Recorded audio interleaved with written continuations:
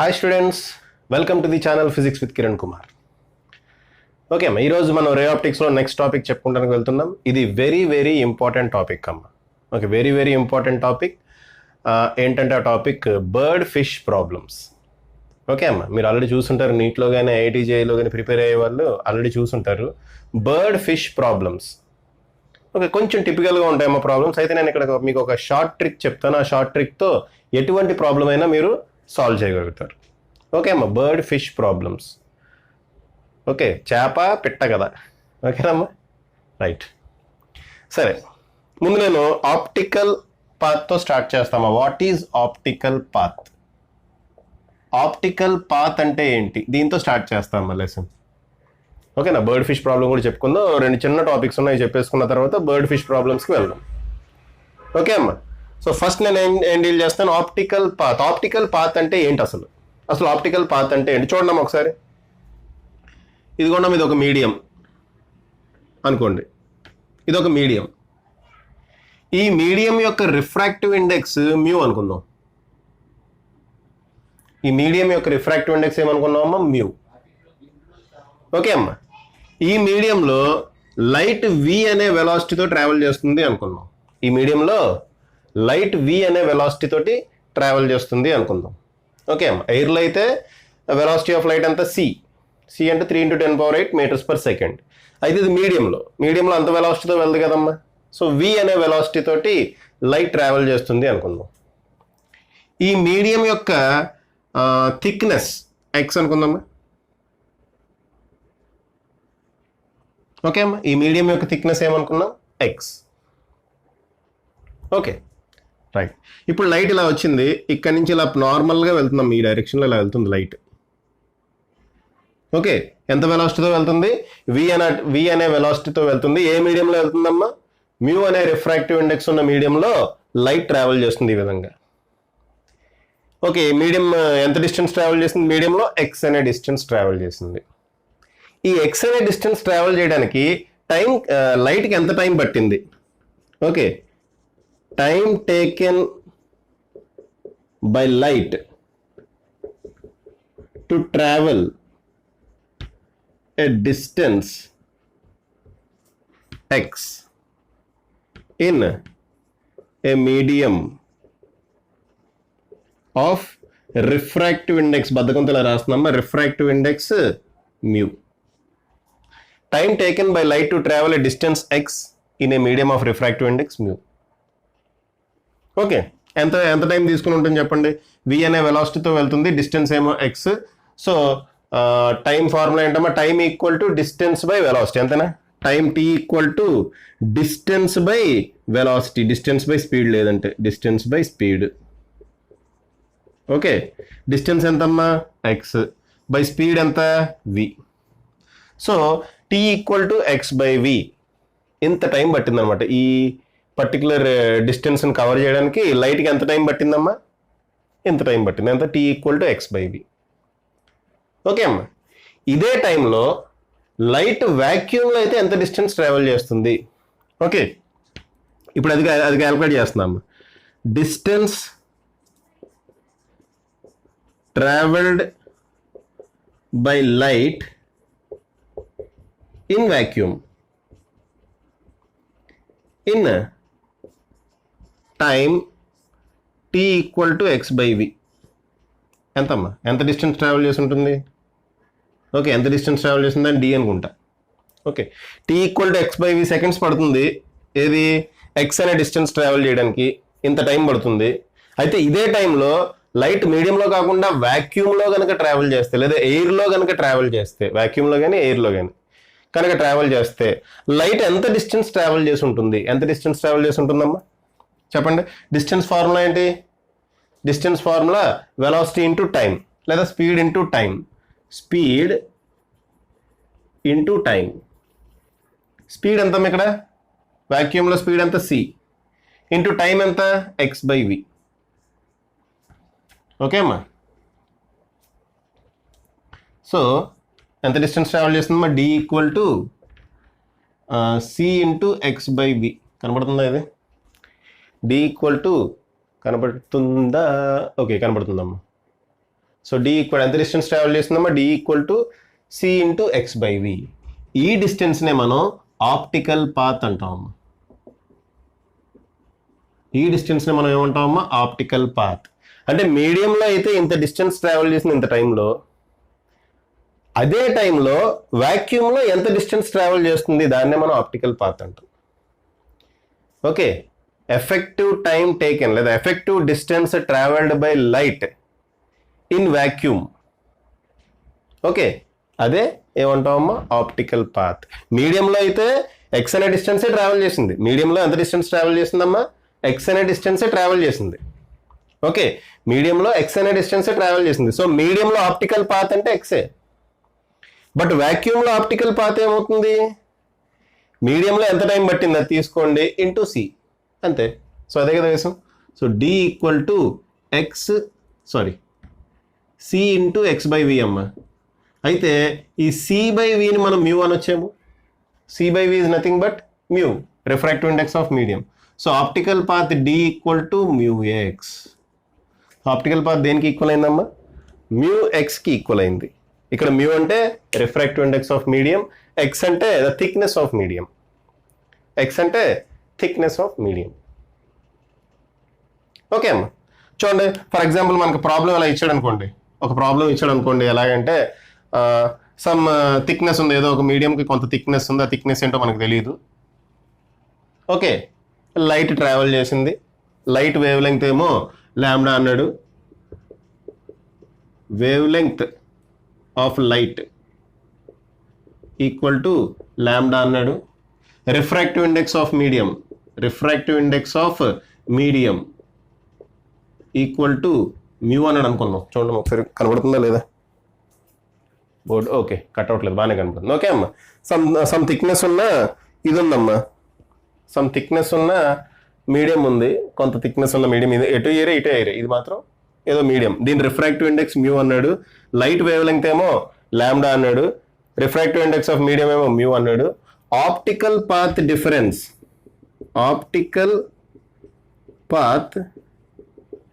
Difference is equal to, చూడండి optical path difference ఎంత అన్నాడంటే it is equal to wavelength of light అన్నాడు. అయితే what is the thickness of medium, thickness equal to ఎంత, ఈ thickness ఎంత అని అడిగాడమ్మా. ఓకే, ఈ థిక్నెస్ ఎంత అని అడిగాడు.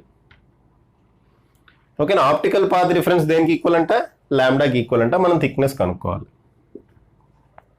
సరే అమ్మా, సో ఫర్ సపోజ్ ఇది ఎక్స్ అనే డిస్టెన్స్ ఉందనుకుందాం, ఈ థిక్నెస్. ఓకే, మామూలుగా లైట్ మీడియంలో ఎక్స్ అనే డిస్టెన్స్ ట్రావెల్ చేసింది. వాక్యూమ్లో ఎంత డిస్టెన్స్ ట్రావెల్ చేస్తుంది, మ్యూ ఎక్స్. కాబట్టి optical path difference delta x ఏమవుతుందమ్మా, మ్యూ ఎక్స్ మైనస్ ఎక్స్, అంతేనా. ఆప్టికల్ పాత్ మీడియంలో డెల్టా ఎక్స్ ఏమవుతుంది, optical path difference delta x. చూడమ్మా, ఆప్టికల్ పాత్ డిఫరెన్స్ అంటే ఏంటి, వాక్యూమ్లో లైట్ ఎంత ట్రావెల్ చేసింది, మీడియంలో అదే టైంలో లైట్ ఎంత ట్రావెల్ చేస్తుంది. మీడియంలో ఒక పర్టికులర్ టైంలో లైట్ ఎంత ట్రావెల్ చేస్తుంది, అదే టైంలో వాక్యూమ్లో ఎంత ట్రావెల్ చేస్తుంది లైట్. ఆ రెండింటికి డిఫరెన్సే optical path difference. Optical path కదా, ఆప్టికల్ పాత్ డిఫరెన్స్. ఓకే అమ్మా, ఆ ఆప్టికల్ పాత్ డిఫరెన్స్ ఎంత అన్నాడు, that is equal to wavelength of light అన్నాడు. ఓకే, అలా అయితే కనుక థిక్నెస్ ఎంత అని అడిగాడు. ఆ కండిషన్ సాటిస్ఫై అయితే థిక్నెస్ ఎంత అని అడిగాడు. అదే రాస్తున్నప్పుడు ఆప్టికల్ పాత్ డిఫరెన్స్ ఎంత అనేది క్యాలిక్యులేట్ చేస్తాను. ఎంతమ్మా, ఎక్స్ ఇంటూ మ్యూ మైనస్ 1, అంతేనా. ఇది దేనికి ఈక్వల్ అన్నాడు, ఈ ఆప్టికల్ పాత్ డిఫరెన్స్ లాంబ్డాకి ఈక్వల్ అన్నాడు. Therefore lambda equal to x into mu minus 1. So thickness x equal to ఏమవుతుందమ్మా, lambda by mu minus 1. Thickness x equal to ఏమవుతుంది, లాంబ్డా బై మ్యూ మైనస్ 1. ఈ రకంగా మనం ఆప్టికల్ పాత్ మీద ఏమైనా question అడిగితే చేయగలుగుతాం అమ్మా. సో ఆప్టికల్ పాత్ అంటే ఏంటమ్మా, ఫస్ట్ ఆఫ్ ఆల్ చూడండి, ఒక లైట్ మ్యూ అనే మీడియంలో ఎక్స్ అనే డిస్టెన్స్ ట్రావెల్ చేసింది వి అనే వెలాసిటీ తోటి. దానికి కొంత టైం బట్టి ఉంటుంది. అంతే టైంలో వాక్యూమ్లో ఎంత డిస్టెన్స్ ట్రావెల్ చేయగలుగుతుంది, దాన్నే ఆప్టికల్ పాత్ అంటాం. ఆప్టికల్ పాత్ డిఫరెన్స్ అంటే ఏంటి, ఈ పాత్ మైనస్ ఈ పాత్, అంతే ఆప్టికల్ పాత్ డిఫరెన్స్. ఓకే అమ్మా, సో పాజ్ చేసి రాసుకోండి అమ్మా, అది పాజ్ చేసి రాసుకోండి. నెక్స్ట్ కాన్సెప్ట్ చూడమ్మా, ప్రిన్సిపల్ ఆఫ్ రివర్సిబిలిటీ. ఓకే అమ్మా, నెక్స్ట్ ప్రాబ్లం ఏంటి? Principle of next concept principle of reversibility అంటే ఏంటో చూడండి. చాలా వెరీ వెరీ సింపుల్ అమ్మ ఇది. చూడమ్మా, ఇదొక మీడియం 1, ఇదొక మీడియం 2. ఇది రెండు మీడియంస్కి మధ్యలో బౌండరీ అనుకోండి. ఓకే అమ్మా, దీని రిఫ్రాక్టివ్ ఇండెక్స్ μ1 అనుకుందాం, దీని రిఫ్రాక్టివ్ ఇండెక్స్ μ2 అనుకుందాం. ఓకే, దీని రిఫ్రాక్టివ్ ఇండెక్స్ μ1, దీని రిఫ్రాక్టివ్ ఇండెక్స్ μ2. ఓకేనా? ఇంకేమనుకుందాం, μ1 ఈజ్ లెస్ దాన్ μ2 అనుకుందాం. అంటే ఇది రేరర్ మీడియం, ఇది డెన్సర్ మీడియం. ఓకే, ఇది రేరర్ మీడియం, ఇది డెన్సర్ మీడియం, అంతే కదమ్మా. ఇప్పుడు ఒక లైట్ రే వచ్చి ఇలా పడింది దీని మీద, ఇది నార్మల్ అనుకుందామా? ఈ పాయింట్ దగ్గర ఇది నార్మల్. సో ఆ పాయింట్ దగ్గర ఒక లైట్ రే వచ్చి ఇలా పడిందమ్మా. ఎంత యాంగిల్ తోటి? ఐ అనే యాంగిల్తో పడింది అనుకుందాం. ఒక లైట్ రే వచ్చి ఐ అనే యాంగిల్తో పడింది అనుకుందాం. ఓకేనా? అప్పుడు ఏమవుతుంది? అంతే యాంగిల్తో రిఫ్లెక్ట్ అవుతుందా? కాదుగా, రిఫ్రాక్షన్. ఇక్కడ నేను రిఫ్రాక్షన్ గురించి మాట్లాడుతున్నా, రిఫ్లెక్షన్ గురించి మాట్లాడడం. ఓకే, ఎంతో కొంత యాంగిల్ తోటి రిఫ్రాక్ట్ అవుతుంది, అంటే బెండ్ అవుతుంది లైట్ రే. ఒక మీడియంలోంచి ఇంకో మీడియంలోకి లైట్ వెళ్తున్నప్పుడు లైట్ బెండ్ అవుతుంది. ఓకే, ఎటువైపు బెండ్ అవుతుంది? ఫస్ట్ థింగ్, ఎటువైపు బెండ్ అవుతుందమ్మా చెప్పండి. చూడమ్మా, రేరర్ మీడియం నుంచి డెన్సర్ మీడియంలోకి ఎంటర్ అవుతుంటే టువర్డ్స్ ది నార్మల్ బెండ్ అవుతుంది అని మనం చదువుకున్నాం. ఒకవేళ చదవకపోతే ఒకసారి ప్రీవియస్ వీడియోస్ చూడండి. రేరర్ మీడియంలోంచి లైట్ డెన్సర్ మీడియంలోకి వెళ్తుంటే అది ఎలా బెండ్ అవుతుందమ్మా? టువర్డ్స్ ది నార్మల్ బెండ్ అవుతుంది అందాం. ఈ యాంగిల్ని ఆర్ అందాం, దాన్నే యాంగిల్ ఆఫ్ రిఫ్రాక్షన్ అంటాం. ఇదేంటమ్మా? Angle of incidence. ఇదేంటిది? Angle of refraction. రిఫ్రాక్షన్ అంటే ఏంటమ్మా? Bending of light ray. Light ray ఎటు బెండ్ అయింది? టువర్డ్స్ ది నార్మల్ బెండ్ అయింది. ఎందుకు అలాగా? రేరర్ నుంచి డెన్సర్ మీడియంకి వచ్చినప్పుడు టువర్డ్స్ ది నార్మల్ బెండ్ అవుతుంది అని మనం ఆల్రెడీ చెప్పుకున్నాం. ఓకేనమ్మా, రైట్. చూడమ్మా, ఇప్పుడు లైట్ రే ఇదిగోండి ఈ పాత్ ఫాలో అయింది, ఏబిసి అనే పాత్ ఫాలో అయింది. ఏ నుంచి సికి వెళ్తుంది లైట్ రే ఏ నుంచి సికి వెళ్తుంది. ఏ నుంచి సికి వెళ్తున్నప్పుడు ఏబిసి అనే పాత్ ఫాలో అయింది. ఇప్పుడు ఇదే లైట్ రేని నేను రివర్స్ డైరెక్షన్లో పంపిస్తా. పంపిస్తే ఇది సేమ్ పాత్ రీట్రేస్ చేస్తుందంట. అంటే చూడమ్మా, ఇప్పుడు ఇదే లైట్ రేని నేను ఈ డైరెక్షన్లో పంపించాను అనుకోండి. ఎంత యాంగిల్ తోటి? ఆర్ అనే యాంగిల్తో ఇక్కడ వేసాను అనుకోండి. ఈ లైట్ రే ఇప్పుడు ఆర్ అనే యాంగిల్తో ఈ మీడియం మీద పడుతుంది. ఇప్పుడు లైట్ రే ఎటు నుంచి ఎటు వెళ్తుందమ్మా? డెన్సర్ టు రేరర్ మీడియం వెళ్తుంది. డెన్సర్ టు రేరర్ మీడియం వెళ్ళినప్పుడు away from the normal bend అవుతుంది. లైట్ బెండ్ అవుతుంది. ఎటు బెండ్ అవుతుందమ్మా? It bends away from the normal. So ఈ లైట్ రే ఇలా వచ్చి ఇదిగోండి ఈ డైరెక్షన్లో బెండ్ అవుతుంది. అయితే అది ఎలా వెళ్తుందంటమ్మా? ఇది చూడండి, ఇలా వచ్చినప్పుడు ఐ అనే యాంగిల్తో పడితే ఆర్ అనే యాంగిల్తో రిఫ్రాక్ట్ అయింది. ఇప్పుడు ఆర్ అనే యాంగిల్తో పడితే ఐ అనే యాంగిల్ తోటి రిఫ్రాక్ట్ అవుతుంది. అంటే ఏబిసి అనే పాత్ లైట్ రే ఫాలో అయింది. దీన్ని రివర్స్ చేస్తే ఇది సిబిఏ అనే పాత్ ఎగ్జాక్ట్ గా సేమ్ పాత్ ఫాలో అవుతుంది. దాన్నే మనం ప్రిన్సిపల్ ఆఫ్ రివర్సిబిలిటీ అంటాం. Principle of reversibility of light. అంటాం. ఓకే, ఎలా రాద్దాం? If a light ray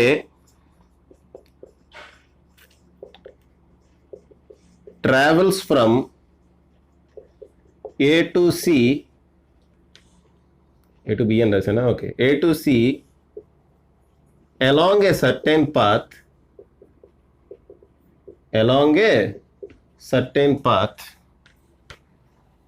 okay,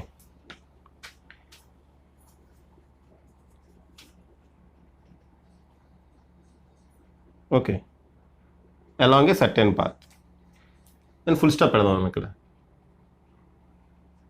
full stop అక్కడ కామా పెడదాం. Okay, if a light ray travels from A to C along a certain path and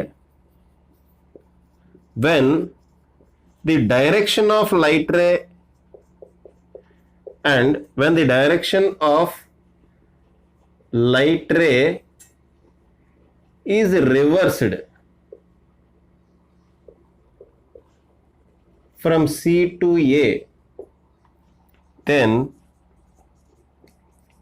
the light ray retraces the same path in reverse direction. ఈ విధంగా రాసుకోవచ్చాము. Okay, మామూలుగా రఫ్గా రాశాను.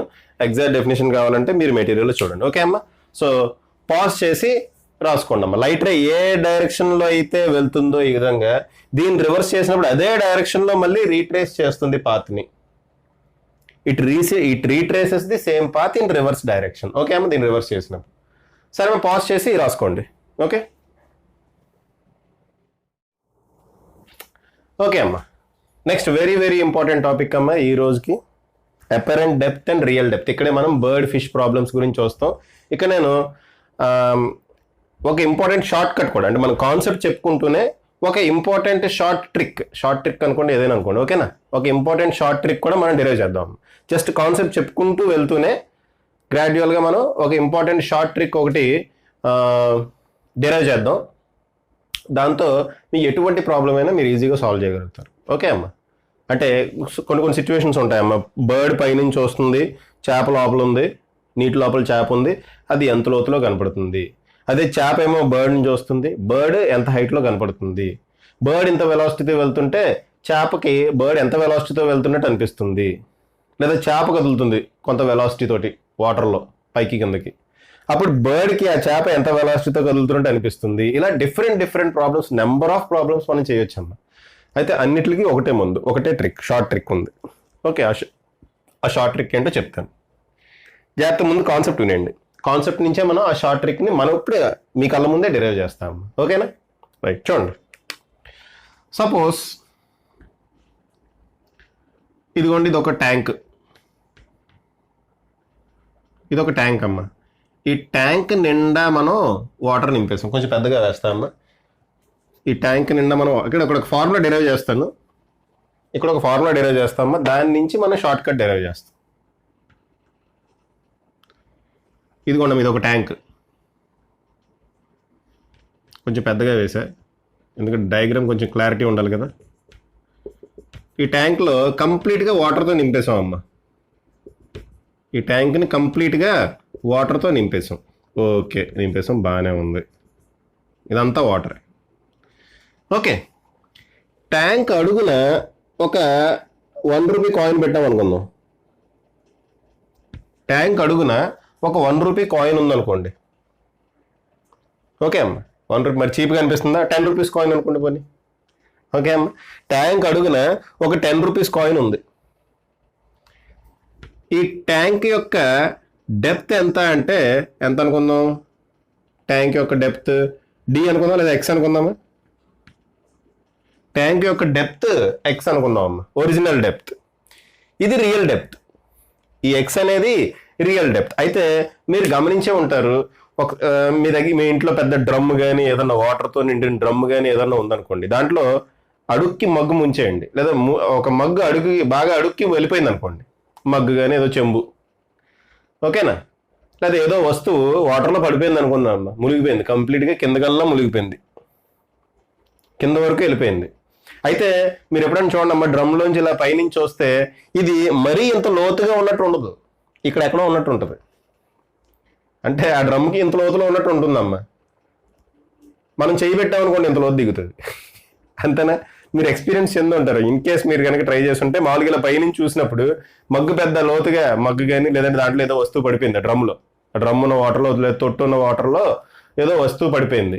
అది ఇలా చూసినప్పుడు మీకు ఎలా అనిపిస్తుందా? ఇది పైన ఉందలే అని చెప్పి ఇలా పెడతారు చెయ్యి, ఇంతవరకు మురుగుద్దేమో చెయ్యి అనుకుంటారు, కానీ తీరా చూసి ఇంతవరకు మురిగిపోద్ది. ఓకే అమ్మ, అది ఎందుకు? ఆ రీజన్ ఏంటి? ఎందుకు అలా జరుగుతుంది అంటే ఈ రిఫ్రాక్షన్ వల్లే జరుగుతుంది. ఎందుకు అలా జరుగుతుందమ్మా? రిఫ్రాక్షన్ ఆఫ్ లైట్ వల్ల అది ఇంత లోతుల్లో కాకుండా ఇక్కడ ఎక్కడో ఉన్నట్టు అనిపిస్తుంది అనమాట. మరీ లోతుగా కాకుండా ఇక్కడ ఎక్కడో ఉన్నట్టు అనిపిస్తుంది. ఎందుకు చూద్దాం. అది సపోజ్ మీరు ఇక్కడి నుంచి చూస్తున్నారమ్మా, కన్ను వేయాలి ఇప్పుడు. ఓకే, ఇదిగోండి కన్ను, చాలా పెద్ద వేసాను కన్ను. ఇక్కడి నుంచి మీరు చూస్తున్నారు, పైనుంచి ఇలా చూస్తున్నారు, ఓకేనా? సరే ఇది నార్మల్ అనుకుందాం. ఇక్కడ నుంచి ఒక లైట్ రే ఇలా వచ్చింది అనుకుందాం అమ్మ, ఇలా ఇలా ఇలా ఇలా వచ్చింది, ఇది నార్మల్. ఓకే, ఇది డైరెక్ట్ పొజిషన్ అమ్మ. ఇక్కడ నుంచి ఒక లైట్ రే ఈ డైరెక్షన్ ఇలా వచ్చింది అనుకుందాం. ఓకే, ఇక్కడ ఒక నార్మల్ డ్రా చేద్దాం. ఇక్కడ ఒక నార్మల్ డ్రా చేద్దాం. ఈ లైట్ రే చూడడం, ఇది వాటర్, ఇదేమో ఎయిర్. ఇది ఎయిర్, ఇదేంటిది వాటర్. ఇది డెన్సర్ మీడియం అవుతుంది, ఎయిర్ ఏమో రేరర్ మీడియం అవుతుంది. ఇది డెన్సర్ మీడియం అవుతుంది, ఎయిర్ అనేది రేరర్ మీడియం అవుతుంది. లైట్ డెన్సర్ మీడియంలోంచి రేరర్ మీడియంలోకి వెళ్ళేటప్పుడు, ఓకే అమ్మ, లైట్ డెన్సర్ మీడియంలోంచి రేరర్ మీడియంలోకి వెళ్ళేటప్పుడు ఏమవుతుంది? అవే ఫ్రమ్ ది నార్మల్ ఎలా బెండ్ అవుతుంది, అంతేనా? It bends away from the normal. Okay అమ్మ, లైట్ ఇలా వెళ్ళింది, ఓకేనా?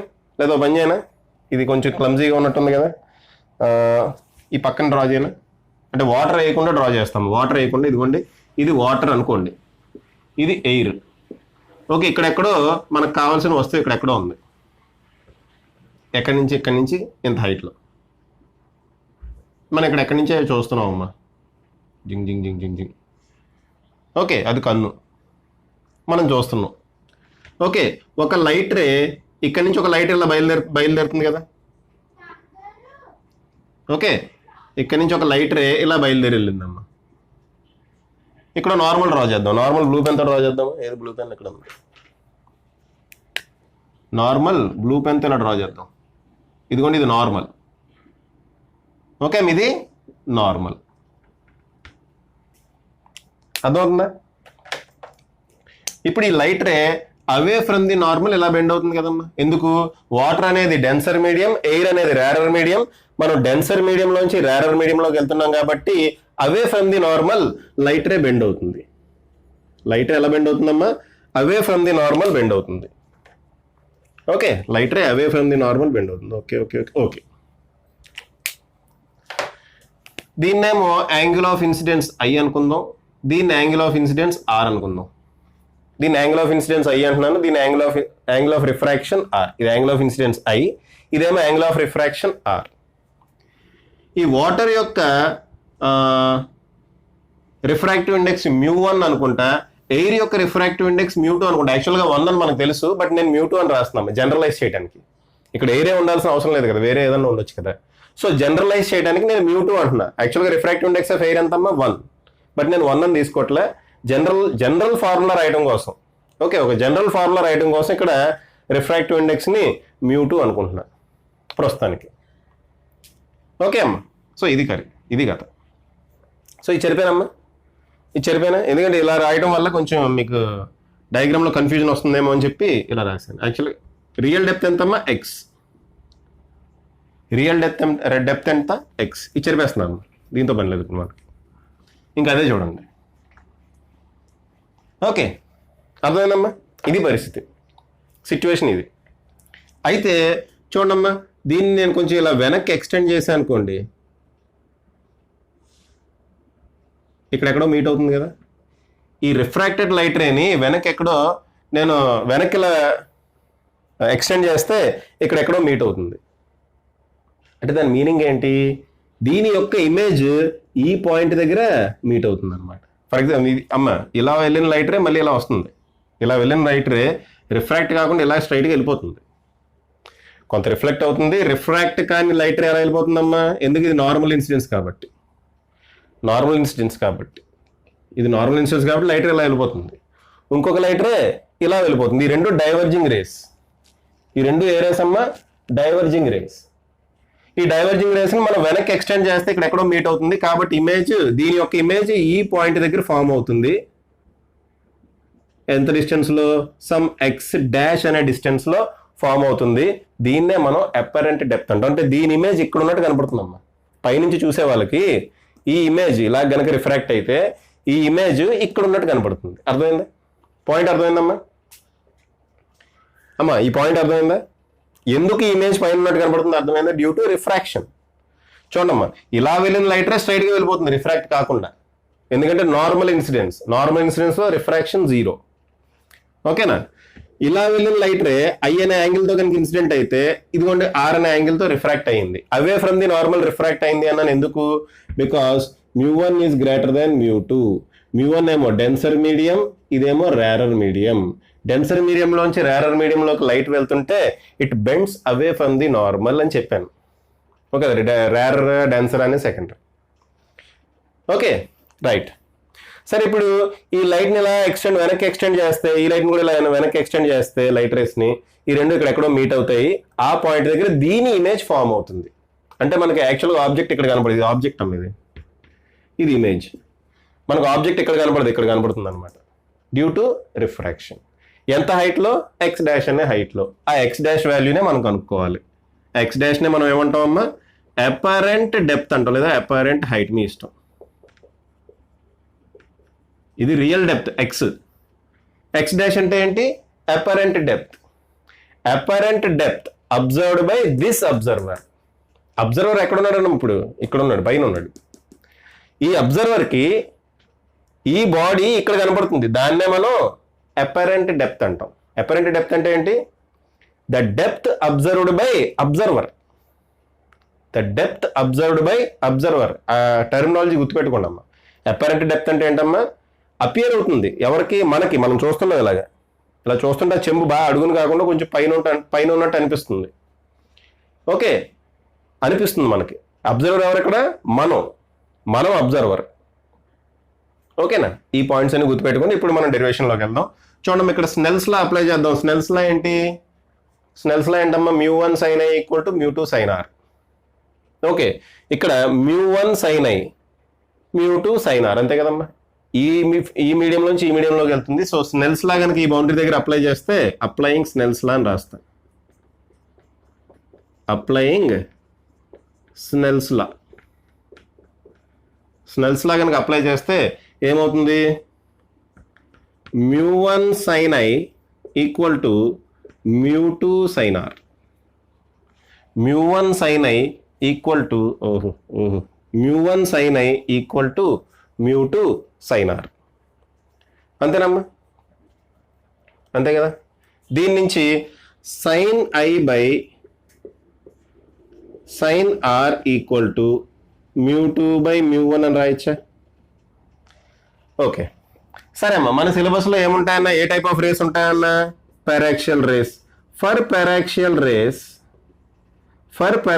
రేస్ చూడమ్మా. For paraxial rays I and R are very very small. ఇవన్నీ మీకు తెలుసు. I and R are very very small. ఎప్పుడైతే I, R స్మాల్ అయినాయో మనం sin I is nearly equal to tan I అని రాయచ్చా? అలాగే sin R is nearly equal to tan R అని రాయచ్చమ్మా.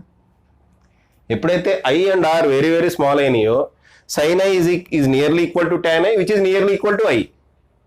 అలాగే sin r is nearly equal to tan r which is nearly equal to r.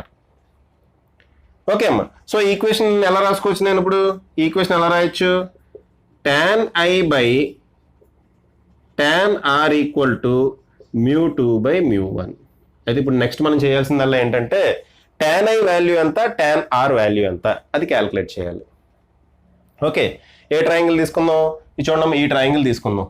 దీనికి పేర్లు పెడదామమ్మా. ఇది O అనుకుందాం, ఇది ఏ అనుకుందాం, ఇది బి అనుకుందాం. ఇప్పుడు ట్రయాంగిల్ OAB చూడండి. ట్రయాంగిల్ ఇక్కడ రాస్తా, ట్రయాంగిల్ OAB. ట్రయాంగిల్ OAB చూడండి, అది ఒక రైట్ యాంగిల్ ట్రయాంగిల్ ఇలా ఉంది. ఒక రైట్ యాంగిల్ ట్రయాంగిల్ ఇలా ఉంది. ఓకే, ఇదిగోండి, ఇది I కాబట్టి ఇది కూడా I అవుతుంది ఆటోమేటిక్గా. ఈ యాంగిల్ I కాబట్టి మీ రెండు ప్యారలల్ లైన్స్ అమ్మా. సో ఇది I అయితే ఆటోమేటిక్ ఈ యాంగిల్ కూడా I అవుతుంది. ఎందుకు? Alternate angles. ప్యారలల్ లైన్స్ ఇవి. ఈ ప్యారలల్ లైన్స్కి ఆల్టర్నేట్ యాంగిల్స్ ఈక్వల్ అవుతాయి కాబట్టి ఈ యాంగిల్ కూడా Iనే అవుతుంది. ఓకే, ఈ డిస్టెన్స్ ఎంత అమ్మా? ఇక్కడ నుంచి ఇక్కడ డిస్టెన్స్ ఎంత? X. ఈ డిస్టెన్స్ మనకు తెలియదు, AB, OAB. దీని నుంచి tan I ఈక్వల్ టు ఏం రాయొచ్చు? tan I అంటే opposite side by adjacent side. Opposite side by adjacent side. Opposite side ఎంతమ్మా? AB. సో tan I బదులు AB బై అడ్జసెంట్ సైడ్ ఎంత? X. అది కూడా రాశారు. Divided by tan R. R value చూడండి ఇప్పుడు ఏదవుతుంది? చూడమ్మా, ఈ రెండు ప్యారలల్ లైన్స్, ఈ యాంగిల్ ఆర్ అయితే ఈ యాంగిల్ కూడా ఆర్ అవుతుంది కదా, సేమ్ స్ట్రైట్ లైన్ కదా అది. ఈ యాంగిల్ ఆర్ అయితే ఈ యాంగిల్ కూడా ఆర్ అవుతుంది కదా. సో ఇప్పుడు ట్రయాంగిల్, మీరు ఏ ట్రయాంగిల్ చూస్తారు, ఐఏబి చూడండి.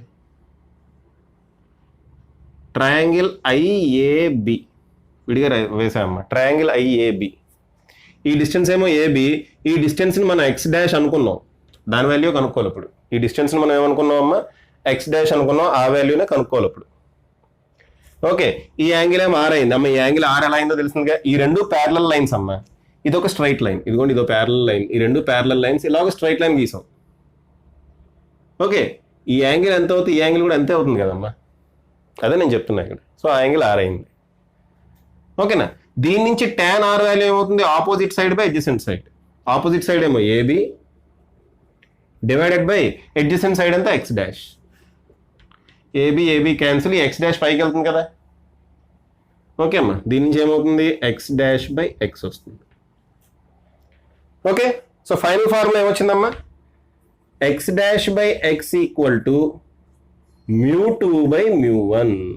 X dash by x equal to ఏమొచ్చిందమ్మా, μ2 బై μ1. దీన్ని ఎలా రాయొచ్చు కదా, apparent depth x dash equal to μ2 by μ1 into real depth x. Note చేసుకున్నాం అక్కడ వరకు. Apparent depth x dash equal to, కనపడుతుందా బోర్డు మొత్తం, apparent depth x dash equal to μ2 by μ1 into x. ఇక్కడ వరకు నోట్ చేసుకున్నామా, ఇక్కడ నుంచి అసలు స్టోరీ మొదలవుతుంది. మనం జస్ట్ ఒక ఫార్ములా డెరైవ్ చేసాం, అపరెంట్ డెప్త్ కి ఒక ఫార్ములా డెరైవ్ చేసాం. ఇక్కడ నుంచి డిఫరెంట్ సిచ్యువేషన్ నేను చెప్తాను, మీరు పాజ్ చేసి నోట్ చేసుకున్నాం. అది x dash equal to μ2 by μ1 into x. ఓకేనా, పాజ్ చేసి నోట్ చేసుకోండి. ఓకే అమ్మా, సేమ్ అదే ఫార్ములా ఇప్పుడు నేను పైన రాశాను, మొత్తం జరిపేసి డెరివేషన్ మొత్తం జరిపేసామా. పైన రాశాను ఏంటి, x dash equal to μ2 by μ1 into x. X dash అంటే ఏంటమ్మా, అపరెంట్ డెప్త్. ఎక్స్ డాష్ అంటే ఏంటి, apparent depth. Apparent depth.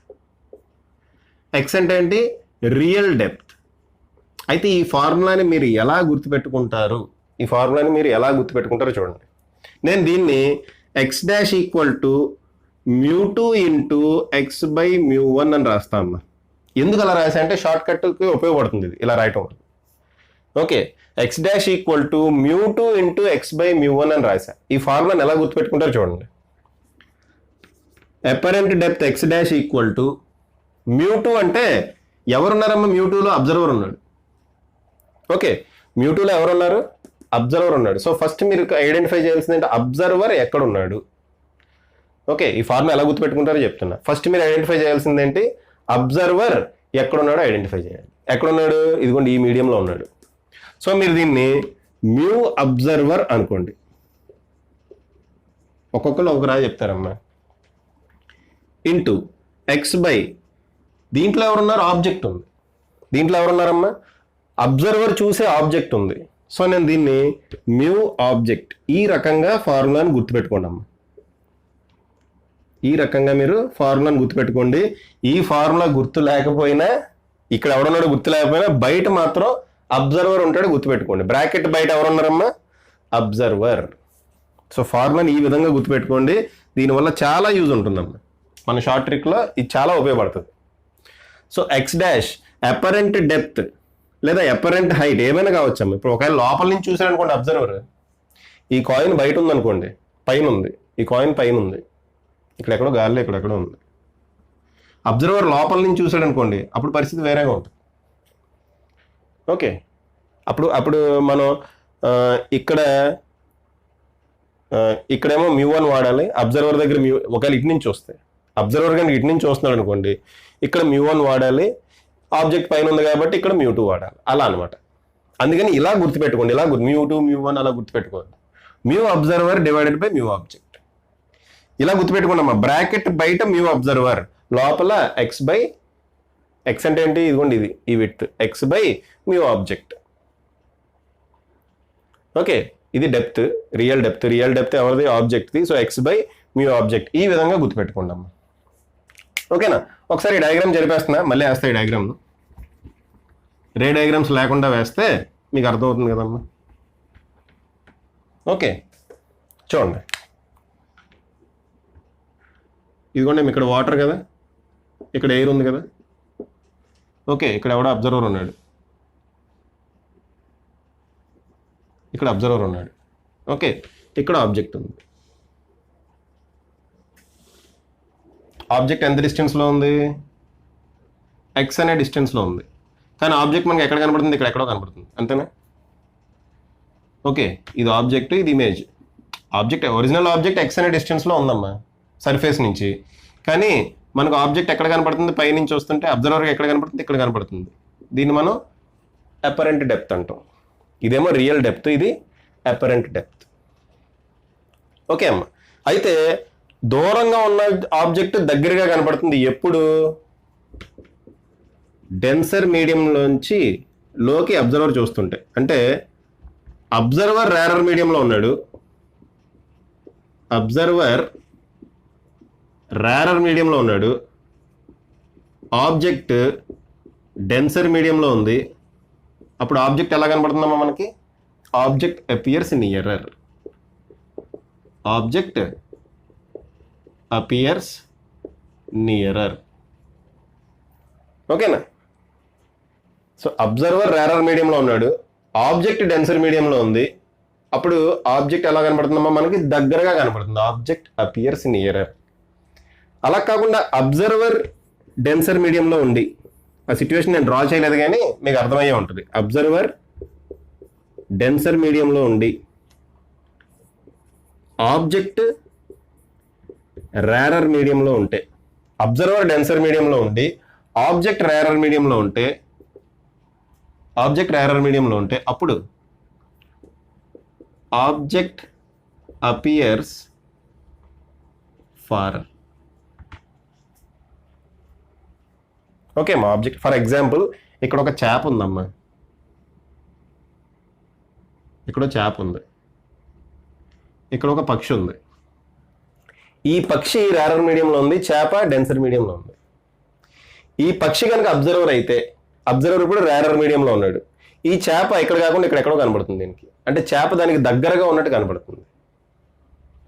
Okay, అలా కాకుండా ఈ చేప, ఈ ఫిష్ ఇప్పుడు బర్డ్ని చూసింది అనుకోండి, అయితే అబ్జర్వర్ ఇప్పుడు ఫిష్ అనమాట. ఫిష్ ఏమో డెన్సర్ మీడియంలో ఉంది, అబ్జర్వర్ రేరర్ మీడియంలో ఉన్నాడు. బర్డ్ రేరర్ మీడియంలో ఉంది, ఫిష్ డెన్సర్ మీడియంలో ఉంది. ఈ ఫిష్ ఈ బర్డ్ని కనుక చూస్తే, అంటే డెన్సర్ మీడియంలో అబ్జర్వర్ ఉండి ఆబ్జెక్ట్ రేరర్ మీడియంలో ఉంటే ఈ బర్డ్ ఈ పైన ఎక్కడో కనబడుతుంది, దూరంగా ఉన్నట్టు కనబడుతుంది. ఎవరికి? ఫిష్కి. బర్డ్కి ఏమో ఫిష్ దగ్గరగా ఉన్నట్టు కనబడుతుంది, ఫిష్కి ఏమో బర్డ్ దూరంగా ఉన్నట్టు కనబడుతుంది. రీజన్ ఏంటి? ఇది డ్యూ టు రిఫ్రాక్షన్, అంతే. చూడమ్మా, లైట్ రే డెన్సర్ మీడియం నుంచి రేరర్ మీడియంకి వెళ్ళినప్పుడు ఇలా బెండ్ అవుతుంది, కాబట్టి ఇలా ఎక్స్టెండ్ చేసినప్పుడు ఇక్కడ ఎక్కడో టచ్ అవుతుంది. అదే రేరర్ మీడియం నుంచి డెన్సర్ మీడియంకి వచ్చింది అనుకోండి, టువర్డ్స్ ది నార్మల్ బెండ్ అవుతుంది, దూరంగా ఎక్కడో మీట్ అవుతుంది. ఓకే, దూరంగా ఎక్కడో మీట్ అవుతుంది. సో ఇమేజ్ అక్కడ ఫామ్ అవుతుంది అనమాట, పైన దూరంగా ఎక్కడో ఇక్కడెక్కడో ఫామ్ అవుతుంది. అదేనమ్మా, ఇది concept.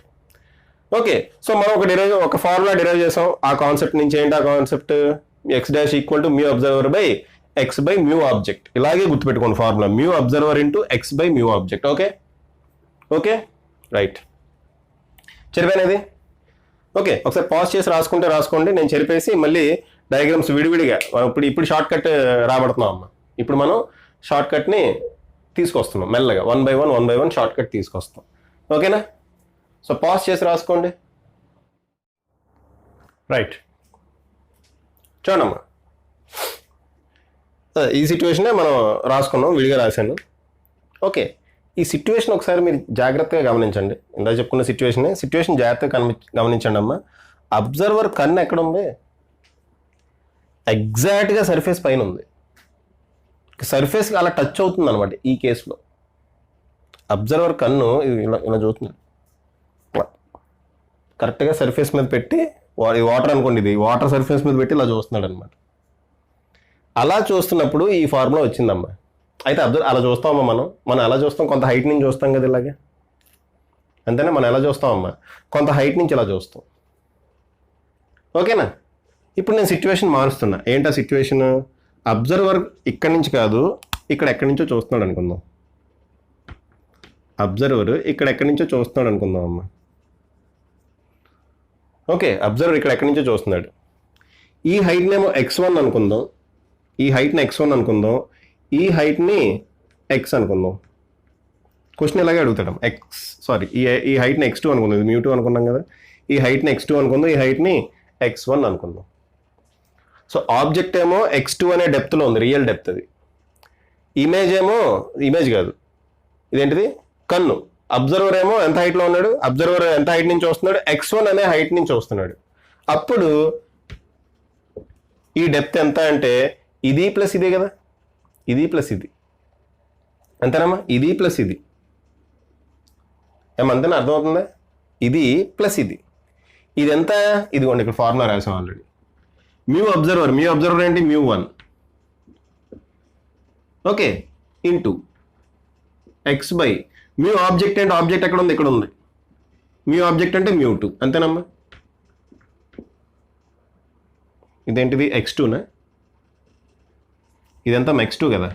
So x dash equal అమ్మ, చూడండి జాగ్రత్తగా చూడండి.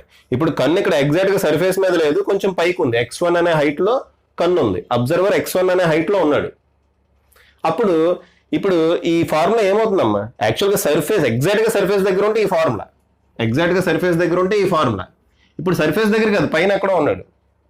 అప్పుడు ఇది ప్లస్ ఇది అవుతుంది కదమ్మా అపరెంట్ డెప్త్, ఇది ప్లస్ ఇది. ఆల్రెడీ అబ్జర్వర్ కొంత హైట్లో ఉన్నాడు, ఇది కొంత డెప్త్లో ఉంది, ఇది ప్లస్ ఇది అవుతుంది కదా. ఈ వాల్యూ అంతా ఆల్రెడీ రాసాం మనం. ఓకే, మ్యూ అబ్జర్వర్ అంటే అబ్జర్వర్ ఇక్కడ ఉన్నాడు μ1 డివైడెడ్ బై ఇదంతా x2 బై ఇక్కడేమో x అనుకున్నాం రియల్ డెప్త్, ఇక్కడేంటి రియల్ డెప్త్ x2 అనుకున్నాం. ఓకేనా, x2 బై ఆబ్జెక్ట్ ఎందులో ఉంది, μ2లో ఉంది, కాబట్టి x2 బై μ2 అని రాసా.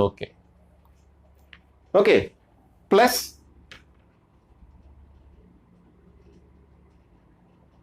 x1 అంతే కదమ్మా, ఇది ప్లస్ ఇది. ఓకే, ఇక్కడ x డాష్ అని రాయను, మళ్ళీ దీంతో కన్ఫ్యూజ్ అవుతారు. అపారెంట్ డెప్త్ అని రాస్తున్నా. ఈ కేసులో, ఈ పర్టికులర్ కేసులో అపారెంట్ డెప్త్ ఈ విధంగా వస్తుంది, అర్థమవుతుందా? ఈ పర్టికులర్ కేసులో అపారెంట్ డెప్త్ ఈ విధంగా వస్తుంది. ఎలా వచ్చిందమ్మా, μ1 into x2 by μ2 plus x1. ఇది కూడా కన్సిడర్ చేయాలి కదమ్మా, ఈ హైట్ కూడా కన్సిడర్ చేయాలి కదా. మనం యాక్చువల్ క్యాలిక్యులేట్ చేసింది ఏంటి, సర్ఫేస్ నుంచి డిస్టెన్స్ క్యాలిక్యులేట్ చేస్తాం. అయితే అబ్జర్వర్ x1 అనే హైట్ నుంచి చూస్తున్నాడు అనుకోండి, ఇది ప్లస్ ఇది రెండు కలిపి రాయాలి కదా మనం, అందుకని చెప్పి రాస్తున్నా. ఎక్స్ డాష్ రాసాను already, plus x1. X dash అంటే ఈ ఫార్ములా నుంచి వచ్చింది. ఇదేంటమ్మా, ఫ్రమ్ సర్ఫేస్. ఈ ఫార్ములా ఏంటి, ఫ్రమ్ అబ్జర్వర్.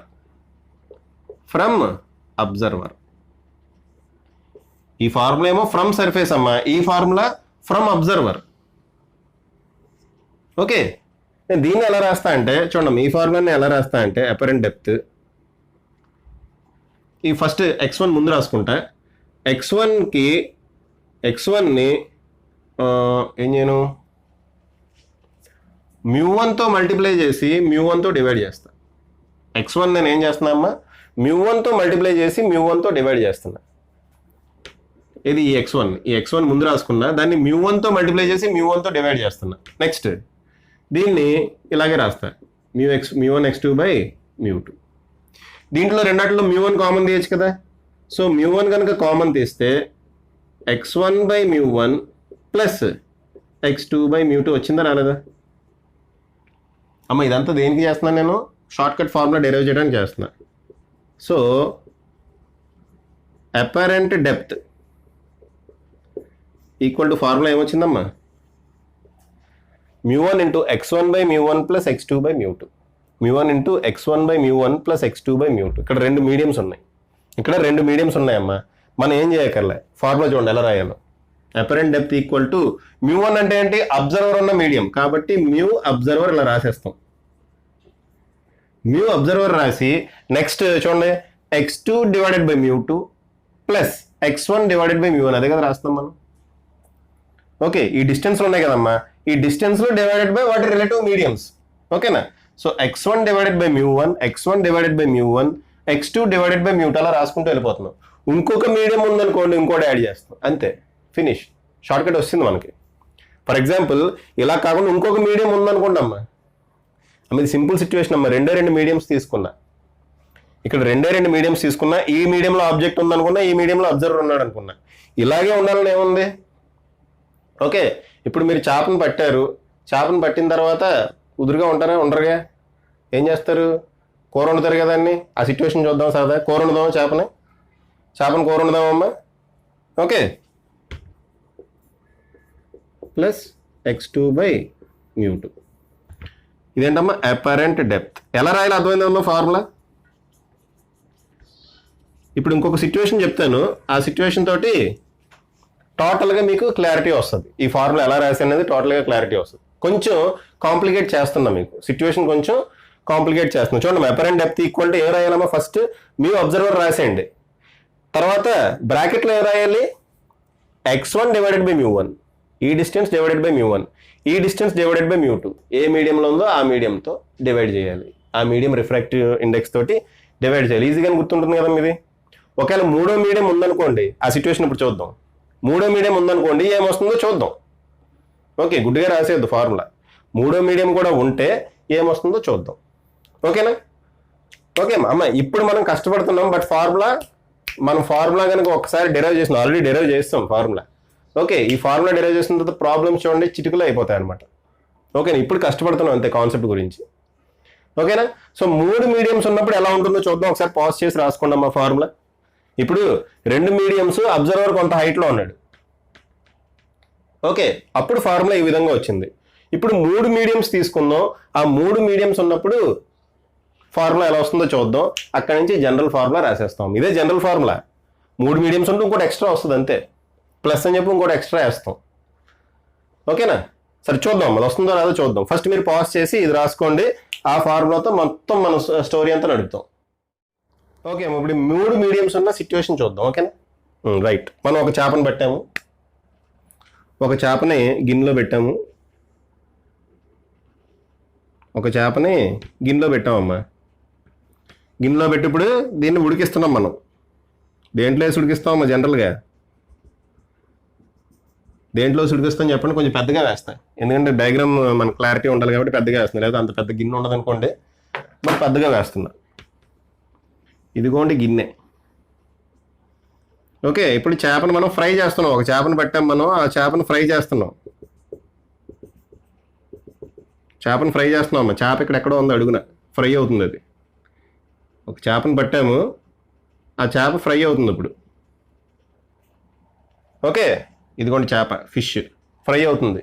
ఎందులో, ఆయిల్లో. ఆయిల్ రిఫ్రాక్టివ్ ఇండెక్స్ నేను μ1 అనుకుంటా. ఆయిల్ రిఫ్రాక్టివ్ ఇండెక్స్ ఏమనుకుంటున్నా అమ్మా, μ1. Okay, right. నెక్స్ట్, ఈ ఆయిల్ పైన కొంచెం వాటర్ కూడా ఉంది. వాటర్ ఎలా వేద్దామా, వాటర్ ఎలా వేద్దామమ్మా. కొంచెం డిఫరెన్స్ ఉండాలిగా ఆయిల్కి వాటర్కి. వాటర్ ఎలా వేద్దాం. ఏం సార్ ఇదేం వంట, అసలు వాటర్ వేసారు ఆయిల్ మీద అనుకుంటున్నారు. ఏమో ఉంది అంతే. ఓకే, ఇదేంటమ్మా, ఇది వాటర్. దీని రిఫ్రాక్టివ్ ఇండెక్స్ ఏమంటున్నాను, μ2 అంట. అబ్జర్వర్ ఇక్కడ ఎక్కడో ఉన్నాడు. కాకి, చేపను ఎత్తుకుపోవడానికి ఒక కాకి వచ్చింది అనుకోండి. కాకి ఇక్కడ ఎక్కడో ఉంది పాపం.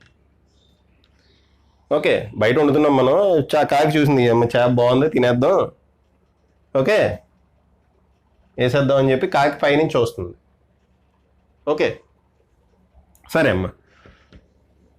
ఆయిల్ ఎంత హైట్లో ఉందంటే x1 అనే హైట్ వరకు ఆయిల్ ఉంది. ఇదెంతమ్మా, ఈ డిస్టెన్స్ ఎంత, x1. తర్వాత వాటర్ x2 అనే లెంగ్త్ వరకు వాటర్ ఉందనుకోండి. ఈ వాటర్ సర్ఫేస్ నుంచి ఈ కాకి, క్రో, బర్డ్ x3 అనే డిస్టెన్స్ వరకు ఉందనుకుందామా. x3 అనే హైట్లో ఈ కాకి ఉందనుకుందామా. దీని రిఫ్రాక్టివ్ ఇండెక్స్ μ3 అనుకోండి. యాక్చువల్గా ఎయిర్, అది ఎయిర్ రిఫ్రాక్టివ్ ఇండెక్స్ 1, బట్ నేను జనరలైజ్ చేసి ఫార్ములా రాయాలి కాబట్టి నేను దీన్ని μ3 అనుకుంటా. ఏమనుకుంటున్నా అమ్మా, μ3 అనుకుంటా. ఓకే, ఇక్కడ మనకి 2 బౌండరీస్ ఉన్నాయి చూడండి. ఇది బౌండరీ 1, ఇదేంటిది బౌండరీ 1, ఇది ఇంకో బౌండరీ,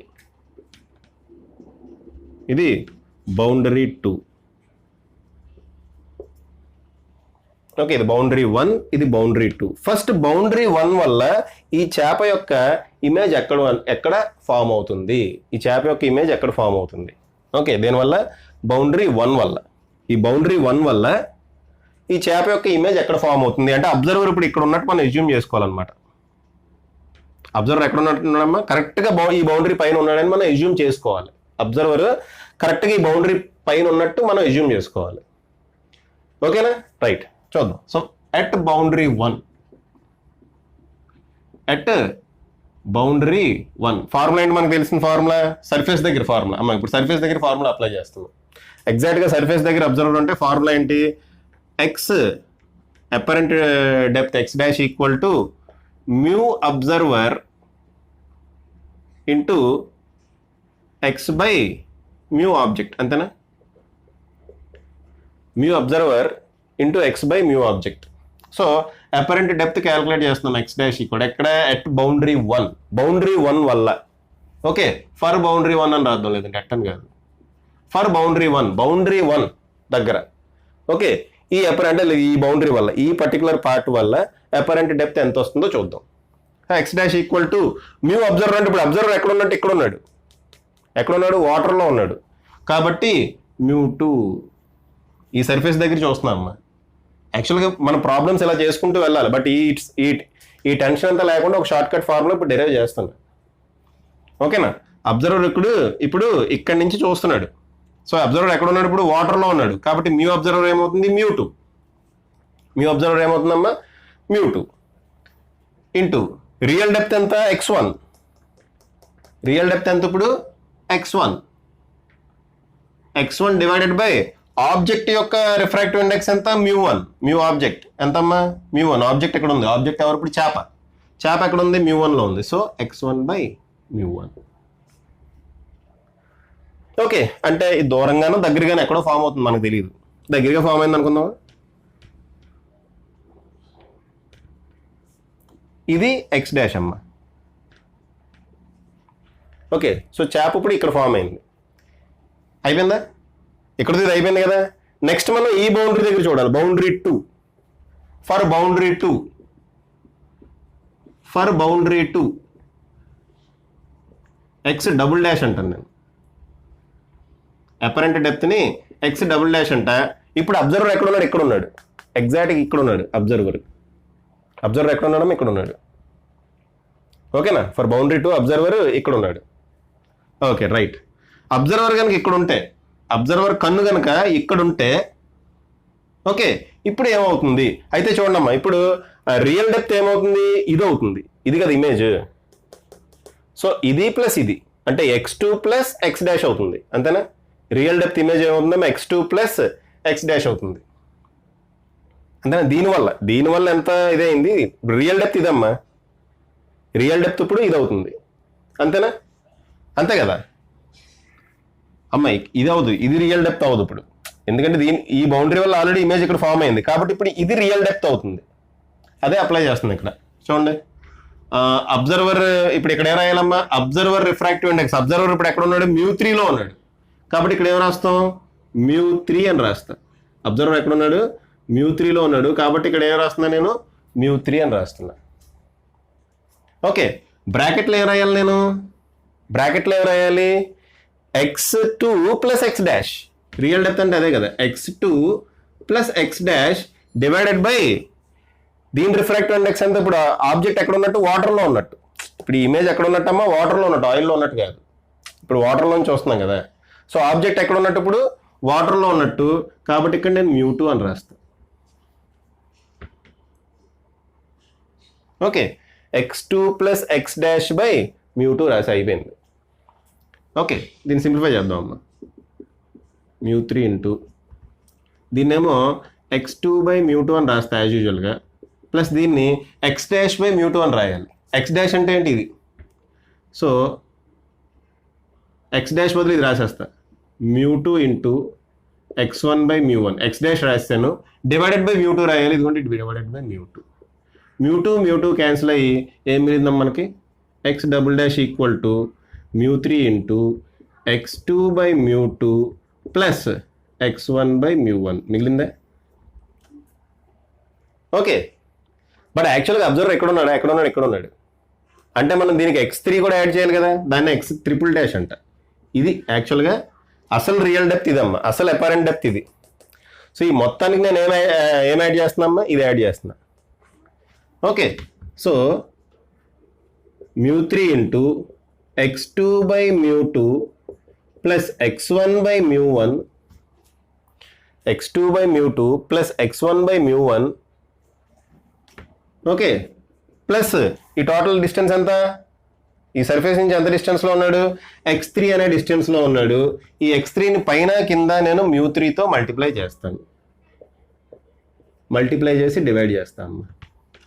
సో ఇప్పుడు ఫైనల్ ఫార్ములా ఏమొస్తుందమ్మా, x∭ is equal to μ3 into x1/μ1 plus x2/μ2 plus x3/μ3. అంతేనా, మొత్తం అన్నింటిలో μ3 కామన్ తీస్తే ఇదే కదా మిగిలిది. సో ఇదమ్మా జనరల్ ఫార్ములా.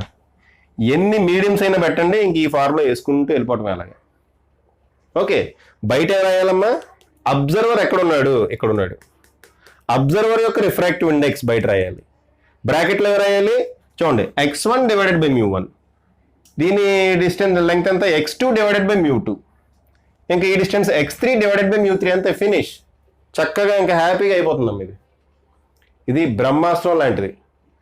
ఓకే, వజ్రాయుధం లాంటిది, రాంబాణం లాంటిది, ఏదైనా అనుకోండి. ఓకేనమ్మా, ఈ ఫార్ములా తోటి మనం ఇంక చూడమ్మా, మామూలుగా ఈ ఫార్ములా తెలియకపోతే ఈ ప్రొసీజర్ అంతా చేయాలమ్మా. ప్రతి ప్రాబ్లంకి ఈ ప్రొసీజర్ అంతా చేయాలి. అయితే మనకి ఈ ప్రాబ్లం ఇదే షార్ట్ ట్రిక్ అంటాను నేను. ఈ షార్ట్ ట్రిక్ తెలిసింది కాబట్టి ఇంక x∭ అని రాయొద్దు, అపారెంట్ డెప్త్ అని రాయండి. Apparent depth is equal to ఇదేంటిది, మ్యూ అబ్జర్వర్. మిగిలినవన్నీ మీకు ఎలా రాయాలో తెలుసు. ఓకే అమ్మా, సో పాజ్ చేసి రాసుకోండి. ఇప్పుడు ఈ ఫార్ములా ఉపయోగించి మనం చిటికలో ఎలా ప్రాబ్లమ్స్ చేస్తాం చూడండి. ఓకే అమ్మా, రాసుకోండి. ఒక సింపుల్ ప్రాబ్లంతో స్టార్ట్ చేస్తామమ్మా. చూడండి, ఒక సింపుల్ ప్రాబ్లం ఇది. చూడండి, వాటర్లో చేప ఉంది, ఇక్కడ ఫిష్ ఉంది, పైన పక్షి ఉంది. పక్షి వాటర్ సర్ఫేస్ నుంచి ఎంత డిస్టెన్స్లో ఉందమ్మా, 24 సెంటీమీటర్స్ డిస్టెన్స్లో ఉంది. ఫిష్ 36 సెంటీమీటర్స్ డిస్టెన్స్లో ఉంది. కింద వాటర్లో సర్ఫేస్ నుంచి 36 సెంటీమీటర్స్ డిస్టెన్స్లో ఉంది. క్వశ్చన్ ఏంటి చూడండి, find the depth of fish observed by bird. Find the depth of fish observed by bird. First ఈ క్వశ్చన్ చూద్దాం. అబ్జర్వ్ ఎవరు ఇక్కడ, bird.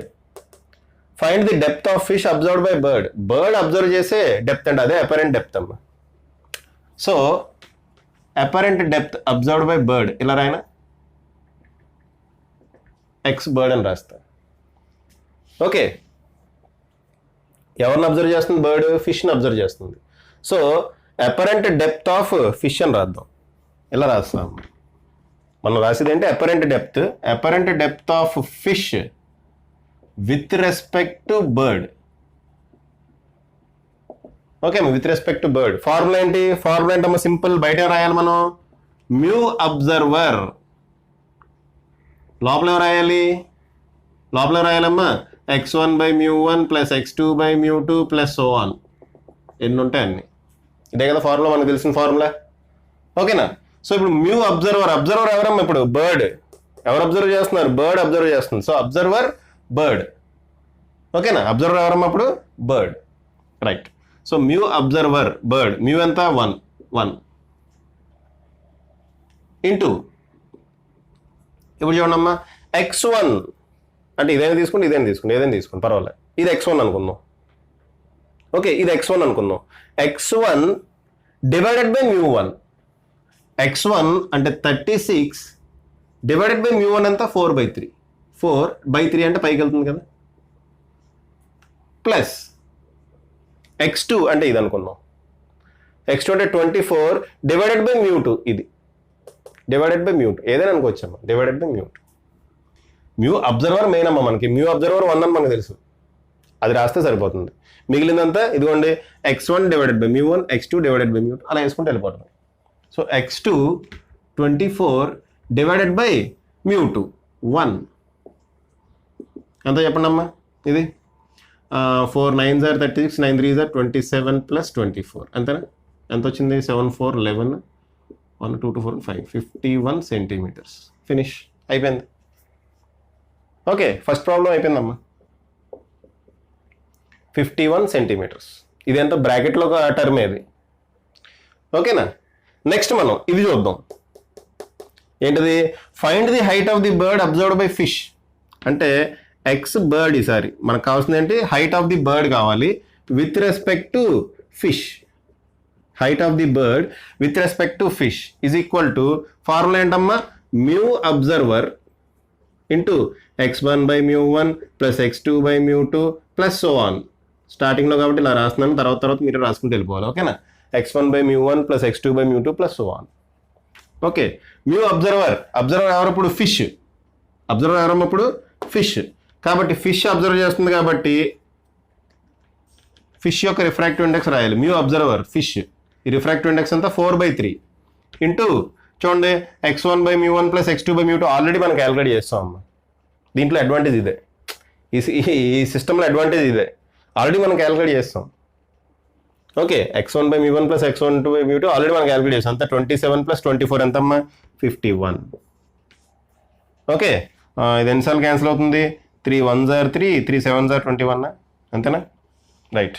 So 4 7s are 28, 2 4 1s are 4 5 6 68 centimetres. So ఫిష్కి దీని హైట్ ఎంత కనబడుతుందమ్మా? 68 సెంటీమీటర్స్. ఓకేనా. అయిపోయిందిగా ఫాస్ట్గా. చూడండి దీంట్లో అడ్వాంటేజ్ చూసారు కదా. ఈ బ్రాకెట్లో టర్మ్ ఇక్కడ ఒకసారి క్యాలిక్యులేట్ చేసాం, ఇక్కడ క్యాలిక్యులేట్ చేయాల్సిన అవసరం లేదు, మళ్ళీ అదే వస్తుంది. మీరు క్యాలిక్యులేట్ చేయండి కావాలంటే, మళ్ళీ అదే వస్తుంది. అంతే కదమ్మా. ఇది డివైడెడ్ బై ఇది డివైడెడ్ బై అదే వస్తుంది. ఏది? ఈ బ్రాకెట్లో ఏదైతే వచ్చింది, ఈ బ్రాకెట్లో ఎంత 51 వచ్చింది, అదే ఇక్కడ వస్తుంది. సింపుల్ ఫినిష్ చేసిన. ఇక్కడ మ్యూ అబ్జర్వర్ ఒకటి మారుతుంది, ఎందుకంటే అబ్జర్వర్ ఎవరు ఇక్కడ? ఫిష్. ఫిష్ ఏ మీడియంలో ఉంది? ఈ మీడియంలో ఉంది. దాని రిఫ్రాక్టివ్ ఇండెక్స్ 4/3. అదేనమ్మా. పాజ్ చేసి రాసుకోండి. దీని మీద కొంచెం టిపికల్ ప్రాబ్లం చేద్దాం. పాజ్ చేసి రాసుకోండి అమ్మా. నెక్స్ట్ ప్రాబ్లం చూడండి అమ్మా. చూడండి, అబ్జర్వర్ ఇక్కడ ఉన్నాడు, ఆబ్జెక్ట్ ఇక్కడ ఉంది. ఇది మీడియం ఎయిర్, ఇదేమో గ్లాస్, మధ్యలో గ్లాస్ వచ్చింది. ఇది మళ్ళీ ఎయిర్. ఆబ్జెక్ట్ ఇక్కడ ఉందమ్మా. ఆబ్జెక్ట్ ఇప్పుడు ఇక్కడ ఉంది. ఓకే అమ్మా. ఆబ్జెక్ట్ ఇక్కడ ఉంది. ఈ 20 సెంటీమీటర్స్ పెడదాం. ఇది పర్లేదు, 30 పైన పెట్టచ్చు, ప్రాబ్లం లేదు, ఏదైనా పెట్టచ్చు. ఓకేనా. ఏం కనుక్కోమన్నాడు? Find the apparent depth observed by observer. అమ్మ మీకు ఆ టెక్నిక్ తెలియకపోతే ఈ ప్రాబ్లం చేయడానికి ఈజీగా 10 minutes పడుతుంది. నేను చెప్పిన టెక్నిక్ కనుక మీకు తెలియకపోతే ఈ ప్రాబ్లం చేయడానికి మీకు ఈజీ, సింపుల్ ప్రాబ్లం ఇది కూడా చెప్పాలంటే. బట్ ఆ టెక్నిక్ తెలిస్తే సింపుల్, టెక్నిక్ తెలియకపోతే ఈజీగా ఈ బౌండరీ దగ్గర ఒకసారి అప్లై చేయాలి స్నెల్స్లా, ఈ బౌండరీ దగ్గర ఒకసారి అప్లై చేయాలి అపరెంట్ డెప్త్, ఈ బౌండరీ దగ్గర ఫైనల్గా ఇది యాడ్ చేయాలి. అంత కథ ఉంటుందమ్మా. ఓకే. మీకు టెక్నిక్ తెలుసు కాబట్టి ఇప్పుడు ఈజీగా చేసుకుంటూ వెళ్ళిపోతారు. ఎలా చేయాలి చెప్పండి? ఇది అపరెంట్ డెప్త్ కనుక్కోవాలమ్మా. Object with respect to observer, అంతేగా. ఇక్కడ ఒకటే కేసు, ఈడి చోట్ల ఈడే చూస్తున్నాడు, అదే కనుక్కోమన్నాడు. ఓకే. ఫార్ములా ఏంటమ్మా? సో ఇదంతా రాయనమ్మా, ఇక్కడ ఒకటే కేసు కాబట్టి ఎక్స్ డాష్ అని రాస్తా సింపుల్గా. సో ఫార్ములా ఏంటి చెప్పండి? Formula equal to mu observer, okay, x1 by మ్యూ1 ప్లస్ x2 బై మ్యూ2 ప్లస్ x3 బై మ్యూ3 ప్లస్ సో ఆన్. ఫినిష్. ఓకేనా. మ్యూ అబ్జర్వర్ చెప్పండి ఏంటి? 1. అబ్జర్వర్ ఇక్కడ ఉన్నాడు, వాడి మ్యూ అంతా 1. ఓకే. నెక్స్ట్ ఇవన్నీ యాడ్ చేసుకుంటూ వెళ్ళిపోవటమే. ఏది? 15/1 ప్లస్ 15/1.5 ప్లస్ 30/1, అంతే అంతే కదా. 15/1 ప్లస్ 15/1.5 ప్లస్ 30/1 అయిపోయింది. ఫినిష్. ఎంత ఫాస్ట్గా అయిపోయింది చూసారు. ఇదే ప్రాబ్లం మామూలుగా చేయడానికి 10 minutes పడుతుంది. ఆ టెక్నిక్ తెలియకపోతే, ఈ షార్ట్ ట్రిక్ తెలియకపోతే ఈ ప్రాబ్లం చేయడానికి ఈజీగా 10 minutes పడుతుంది. ఓకేనా. అయిపోయింది. ఇప్పుడు 15 plus 10 plus 30, okay, 45 plus 10 55 centimetres అయిపోయింది. ఫినిష్. పాజ్ చేసి రాసుకోండి అమ్మా. ఇంకొంచెం టిపికల్ ప్రాబ్లం ఇస్తే, షార్ట్ కట్ తెలుసు కాబట్టి ఇంకా టిపికల్ అనిపించదు మీకు. ఓకేనా. ఇప్పుడు చూడండి అమ్మా, ఇప్పుడు సిచ్యువేషన్ చూడండి. ఈ సిచ్యువేషన్ తర్వాత నెక్స్ట్ వేరే మోడల్ ప్రాబ్లమ్స్కి వెళ్దాం. ఈ సిచ్యువేషన్ చూడండి అమ్మా. ఇక్కడెక్కడో బర్డ్ ఉంది, ఇక్కడెక్కడో ఫిష్ ఉంది. ఫిష్ వాటర్లో ఉంది. వాటర్ యొక్క రిఫ్రాక్టివ్ ఇండెక్స్ 4/3. మధ్యలో గ్లాస్ ఉందమ్మా. గ్లాస్ యొక్క రిఫ్రాక్టివ్ ఇండెక్స్ 5/4. అబ్జర్వర్ అంటే ఈ బర్డ్ ఎయిర్లో ఉంది, గాలిలో ఉంది, ఎయిర్ రిఫ్రాక్టివ్ ఇండెక్స్ 1.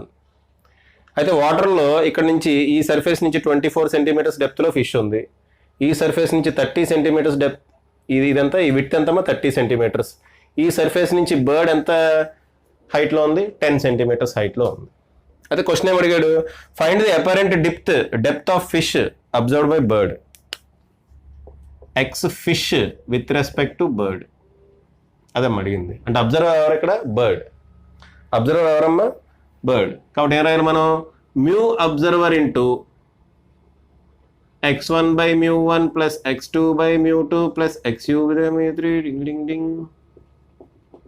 అంతేనా, కనపడుతుంది అది? ఓకే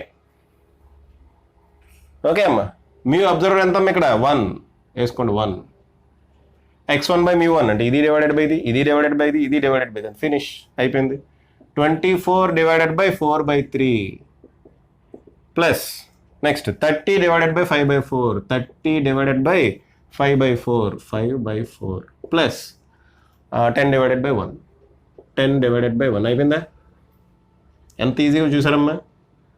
4 6 are 24, 6 3 are 18 ప్లస్ పైన బయట 1 ఉంది కాబట్టి ఇంకా ప్రాబ్లం లేదు.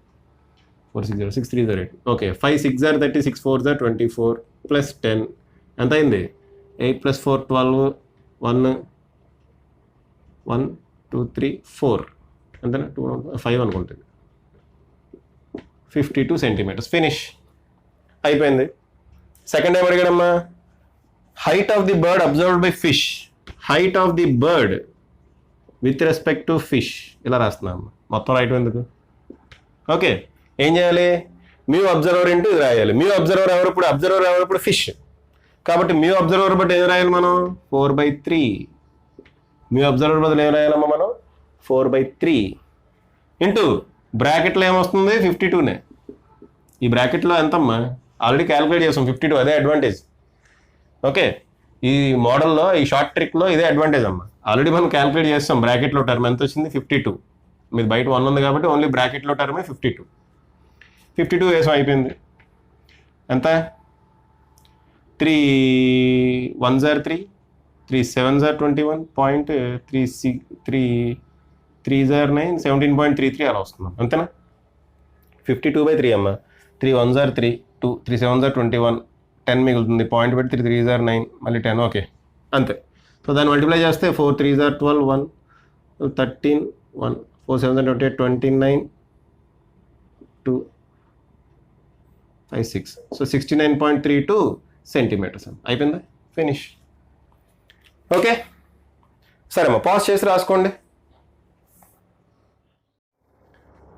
ఓకే అమ్మా, నెక్స్ట్ ప్రాబ్లం చూడండి. ఇది కొంచెం ఆలోచించేయాల్సిన ప్రాబ్లం అమ్మ. ఇది డైరెక్ట్గా ఫార్ములా వేసేకండి, ఫార్ములా ఉపయోగపడుతుంది కానీ కొంచెం ఆలోచించాల్సిన ప్రాబ్లం. చూడండి, ఇది ఒక ట్యాంక్. ఈ ట్యాంక్లో ఒక ఫిష్ ఉంది. అయితే ట్యాంక్ కింద ఒక మిర్రర్ ఉంది. ట్యాంక్ అడుగునే ఉందమ్మా, అద్దం ఉంది, మిర్రర్. ఇది నాన్ రిఫ్లెక్టింగ్, పైనేమో రిఫ్లెక్టింగ్ సర్ఫేస్. ఓకే, అయితే పైనుంచి అబ్జర్వర్ చూస్తున్నాడు, ఎయిర్లో ఉన్నాడు అబ్జర్వర్ ఎగ్జాక్ట్గా సర్ఫేస్ మీద నుంచి చూస్తున్నాడు, పైన ఎక్కడో లేడు. ఇప్పుడు అబ్జర్వర్ ఎక్కడి నుంచి చూస్తున్నాడమ్మా, సర్ఫేస్ మీద నుంచి చూస్తున్నాడు. ఓకేనా, అబ్జర్వర్ సర్ఫేస్ మీద నుంచి చూస్తున్నాడు. అబ్జర్వర్ సర్ఫేస్ మీద నుంచి చూస్తుంటే అబ్జర్వర్కి 2 ఇమేజెస్ కనపడతాయమ్మా. ఫిష్కి సంబంధించిన 2 ఇమేజెస్ కనపడతాయి. ఓకే, ఒకటి ఈ ఫిష్ యొక్క ఇమేజ్ ఇక్కడ ఎక్కడో కనపడుతుంది, ఇంకోటి దీని ఇమేజ్ అద్దంలో ఇక్కడ ఎక్కడో ఫామ్ అవుతుంది కదా, దాని ఇమేజ్ వేరే డిస్టెన్స్లో కనపడుతుంది వాడికి. ఓకే, ఆ 2 ఇమేజెస్ మధ్యలో డిస్టెన్స్ ఎంత అది అడుగుతున్నాడు అమ్మా. Find the distance between 2 images of fish as seen by the observer. Observer ఈ ఫిష్ యొక్క 2 ఇమేజెస్ చూస్తాడు. నిజంగా ఫిష్ చూడ్డు, అబ్జర్వర్ ఎవరిని చూస్తాడమ్మా, ఫిష్ యొక్క 2 ఇమేజెస్ చూస్తాడు. ఓకే సరే, అదే కనుక్కోవాలమ్మా. చూడండి, ఫస్ట్ ఈ ఫిష్ యొక్క ఇమేజ్ మిర్రర్ వల్ల ఇక్కడ ఎక్కడో ఫామ్ అవుతుంది కదా, ఇది 12 సెంటీమీటర్స్ కాబట్టి ఇక్కడ కూడా 12 సెంటీమీటర్స్. ఇది నార్మల్గా ఇలా ఫామ్ అవుతుందమ్మా. ఈ ఫిష్ యొక్క ఇమేజ్ ఇది 12 సెంటీమీటర్స్ కాబట్టి 12 సెంటీమీటర్స్ డిస్టెన్స్లో యాక్చువల్గా ఇమేజ్ ఫామ్ అవుతుంది. అయితే పైనుంచి చూసే అబ్జర్వర్కి ఇది ఇక్కడ ఫామ్ అయినట్టు ఉండదు, ఎక్కడో ఫామ్ అయినట్టు ఉంటుంది. అలాగే ఈ ఫిష్ ఇక్కడ ఉన్నట్టు ఉండదు, ఇక్కడ ఎక్కడో ఉన్నట్టు ఉంటుంది. అదేంటి మనం క్యాలిక్యులేట్ చేయాలి. చూడమ్మా, సో ఈ ఇమేజ్ ఎంత డిస్టెన్స్లో ఫామ్ అయింది సర్ఫేస్ నుంచి? ఇది 36 సెంటీమీటర్స్, ఇక్కడ నుంచి ఇక్కడికి 12 centimetres, so 48 centimetres. So first ఈ ఇమేజ్ ఈ అబ్జర్వర్కి ఎక్కడ కనపడుతుందో చూద్దాం. అద్దంలో ఫామ్ అయిన ఈ ఇమేజ్ అబ్జర్వర్కి ఎక్కడ కనపడుతుందో చూద్దాం. ఓకే, సర్ఫేస్ నుంచి ఎంత డిస్టెన్స్లో ఈ ఇమేజ్ కనపడుతుందో చూద్దాం అమ్మా. సరే చూద్దాం రండి. అండ్ ఫార్ములా ఏంటి? Apparent depth equal to mu observer by x1 by mu1 plus x2 by mu2 plus so on. ఓకేనా? So x dash equal to mu observer అంటే మ్యూ అబ్జర్వర్ ఎక్కడ ఉన్నాడు? ఎయిర్లో ఉన్నాడు, so 1 into x1 by mu1. x1 by mu1 x1 అంటే ఏంటి ఇప్పుడు? 48 centimetres. 48 centimetres divided by mu1 అంటే ఇది ఏది? 4/3. ఇది ఎయిర్లో ఫామ్ కాదు. ఓకే, ఈ టోటల్ వాటర్ ఉన్నట్టే. ఇప్పుడు ఈ వాటర్ ఇమేజ్ కూడా దీంట్లో ఫామ్ అవుతుంది కదా.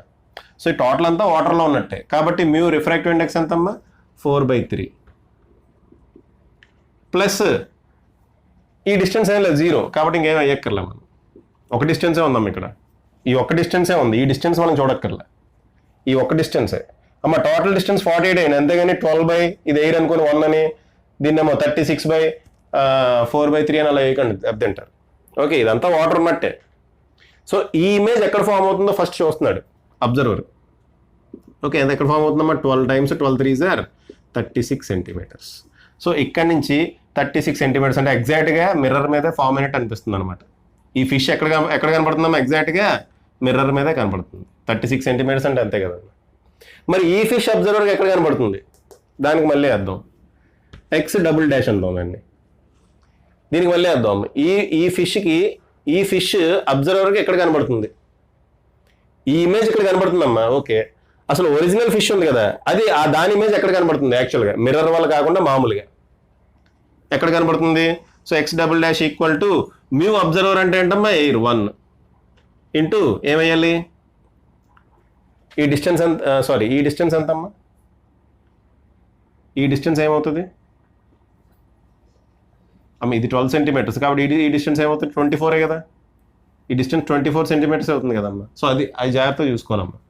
So 24 into X by mu కదా, ఇది ఎక్స్ అమ్మ. ఎక్స్ బై మ్యూ అంటే 4/3.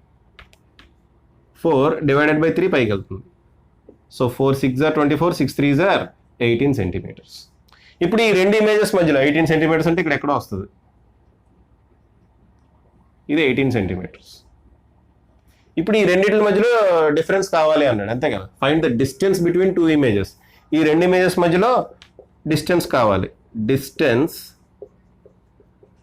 బిట్వీన్ 2 ఇమేజెస్ ఈక్వల్ ఏమవుతుందమ్మా? X dash minus x double dash అంటే 36 minus 18 which is equal to 18 centimetres.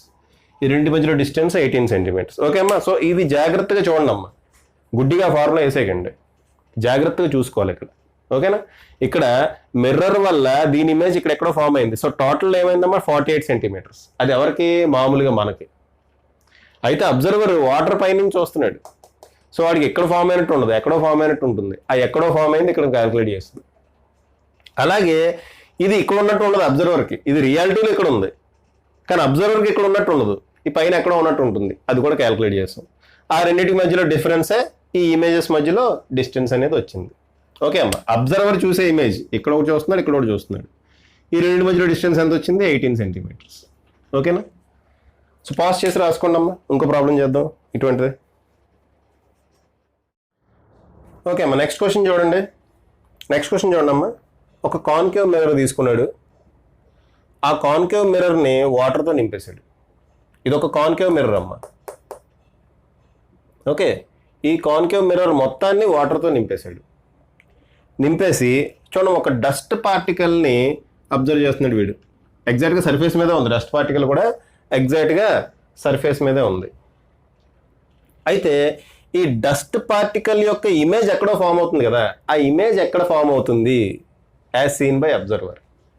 Okay, find image of dust particle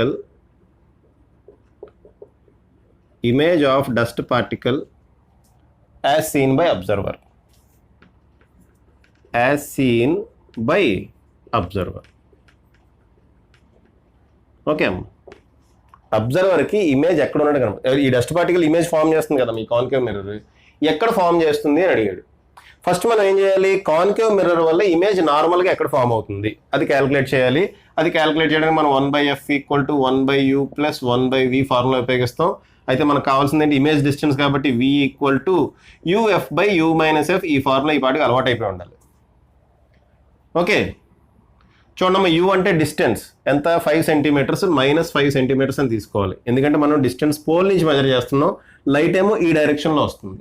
so opposite డైరెక్షన్స్లో measure చేస్తున్నాం కాబట్టి U value negative అవుతుంది according to sign convention.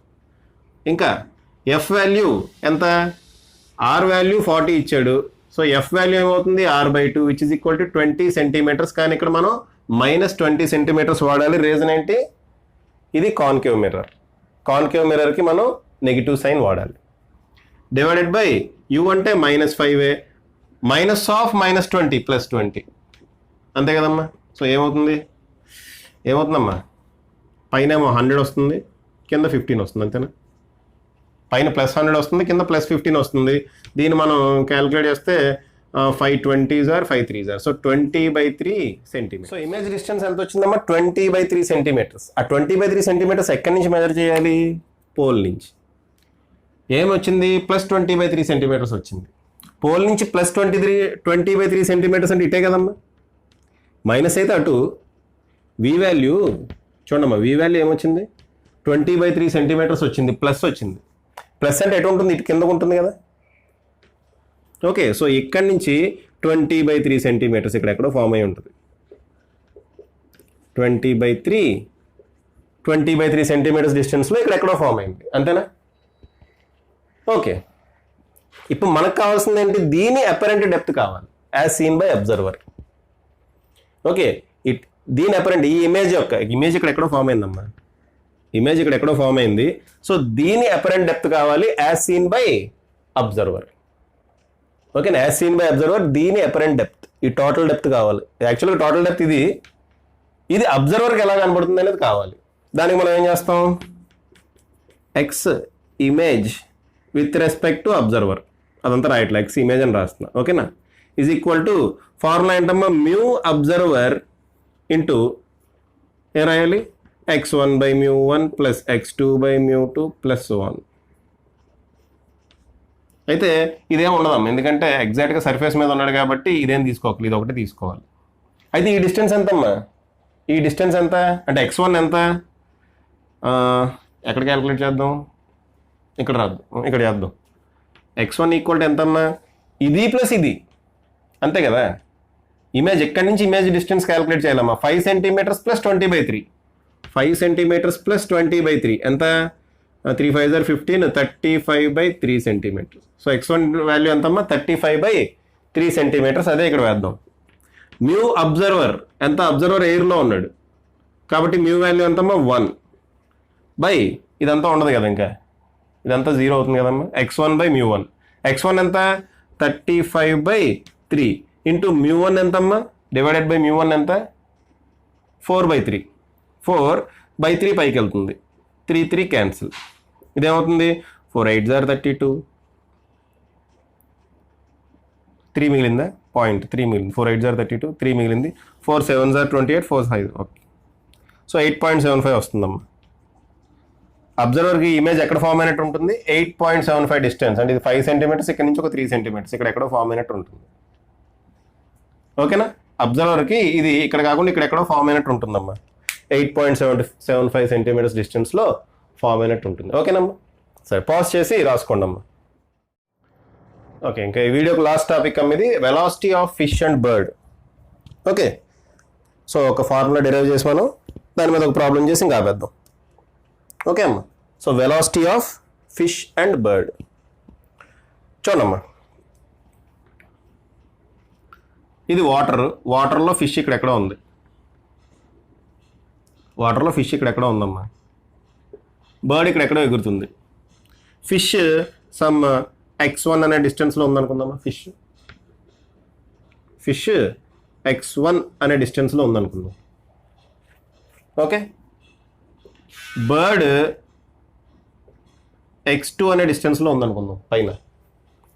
దీని refractive index μ1 అనుకుందాం, దీని refractive index μ2 అనుకుందాం. General formula derive చేయడానికి ఇది μ1 ఇది μ2 అన్న. యాక్చువల్గా ఇది ఎయిర్ ఇది వాటర్, ఓకేనా? బట్ జనరల్ ఫార్ములా డెరైవ్ చేయడానికి ఇలా తీసుకున్నాం. ఇది μ1 అనుకున్నా, ఇది μ2 అనుకున్నా.